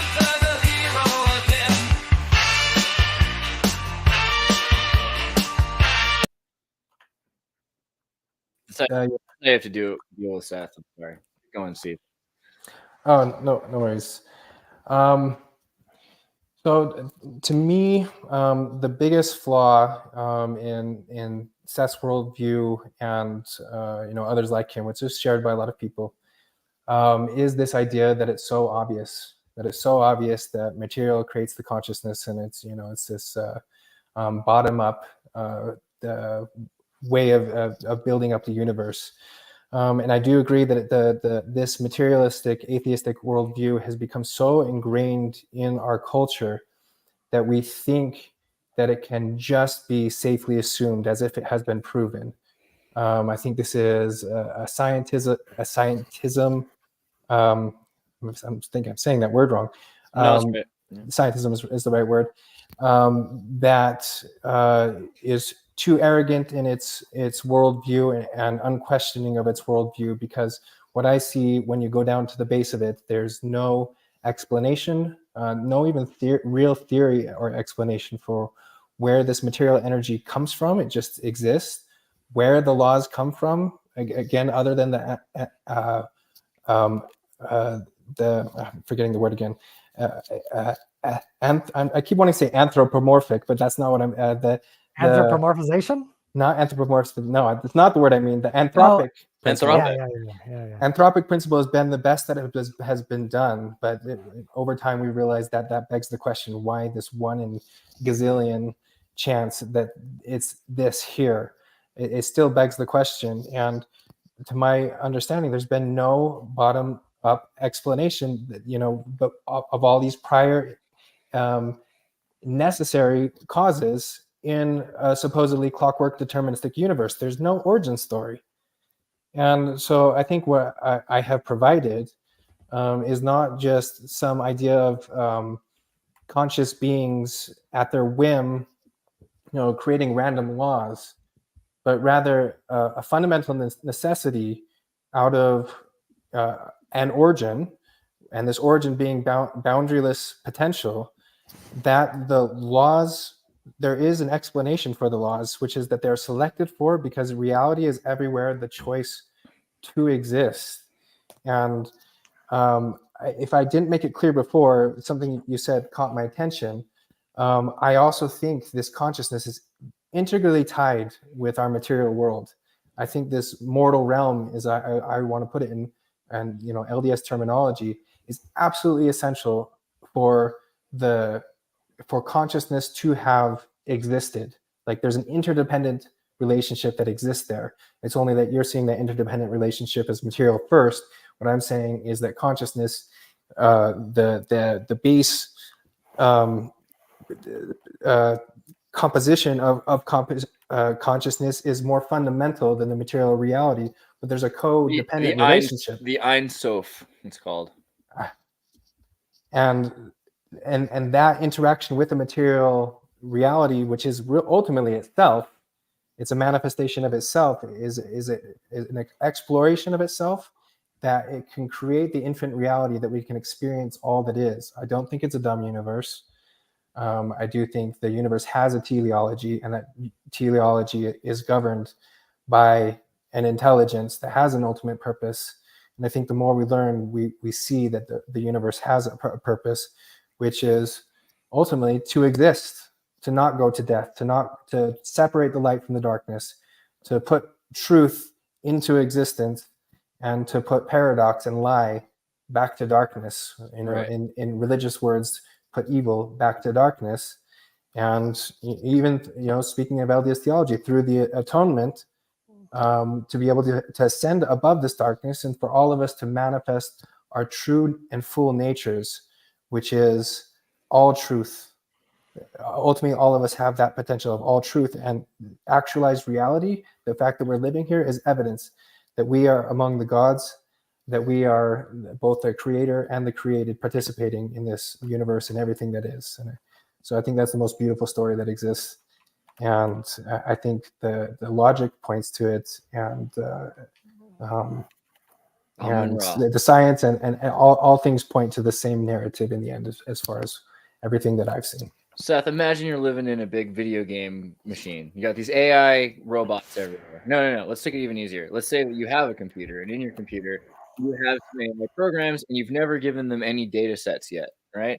They're just they're able to process them, but it's all zeros waiting for ones, And as you give it more data, then it's able to process that data. If you look at that video game engine idea, or even better, like if you try to change any of the laws of physics, we would end up in an apocalyptic scenario much sooner than we have yet. It seems like things are going really well because of the rules that we have, which are allowing for the world to still exist because of physics. The things have not expanded apart. Things are held together. We don't just have sand. We have diamonds. Life continues on. And they've done experiments also with viruses where they've taken 7,000 or more different kinds of viruses, and they've put them in vats and evolved them quickly, and only 47 or so make it, right? So you can mess with the rules of things, but the rules of things in material seem to be like here because that's what allows for the longest perpetuation of a material reality in this system. I think that's what's going on. And then from there, in a dream, you can dream anything. Like once you've experienced that and you've had all of these material experiences, then the consciousness can do anything with that, but only once it's gone through actually seeing and experiencing and knowing all of these material experiences. So you have to go. I don't know. So uncomfortable. I have to address this now. Now we've got to go. I was worried we were going to go below 3 hours, and that would have been crazy. Do it. So like the appeal to like the universe, to me, this is also a bad argument because like if you look into the universe, it's actually the opposite of what you guys are saying. It's not like teeming with potential and life. It's just teeming with hostile forces. Like if at the beginning of the Big Bang, there's these consciousnesses that are like, we want to create existence. We want to maximize existing potential. You would think that every planet would be inhabitable. There'd be plants growing everywhere. There'd be all these aliens everywhere. That's the opposite of what we observe.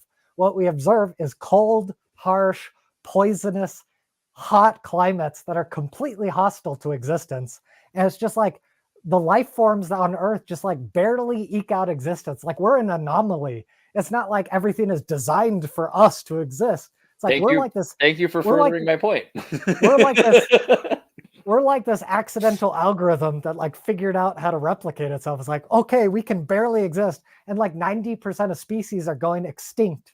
And it's like that we're just struggling to exist. It's not like if consciousness was trying to imagine, let's create the most friendly laws of physics so that we can experience boundless potential. That's not what we observe. I would also agree with that. Yeah. I don't think it's just here to be heaven on earth. No, I agree. Yeah. It's actually supposed to be a bummer sometimes. Yeah, because it's exploring all possibilities, right? In some sense, like even though this manifests instantaneously, there is some sort of bottom-up evolution that has to exist for the universe to understand itself. And if you have limitless time and space, I mean, I don't think it's I would take a nap first, wouldn't you? I wouldn't go anywhere the first day. You wouldn't need to optimize it or something like you're almost out of space, like to life should be here, and I want to put life in every single optimize. Like if you have limitless time and space, it's not necessary, right? The value of something, it shouldn't be seen as like, okay, looking at this time and space and the consciousness that exists right here, that is evidence that it's an accident. Like we have all the space and time that we want to use, so why not create all the variations that are possible, and then over in the variation that's most important to develop, into higher levels of being. And so that's my view. Fair enough. I love you guys. All right, well, let's do it again really soon. A little bit more of that here. It's been really fun.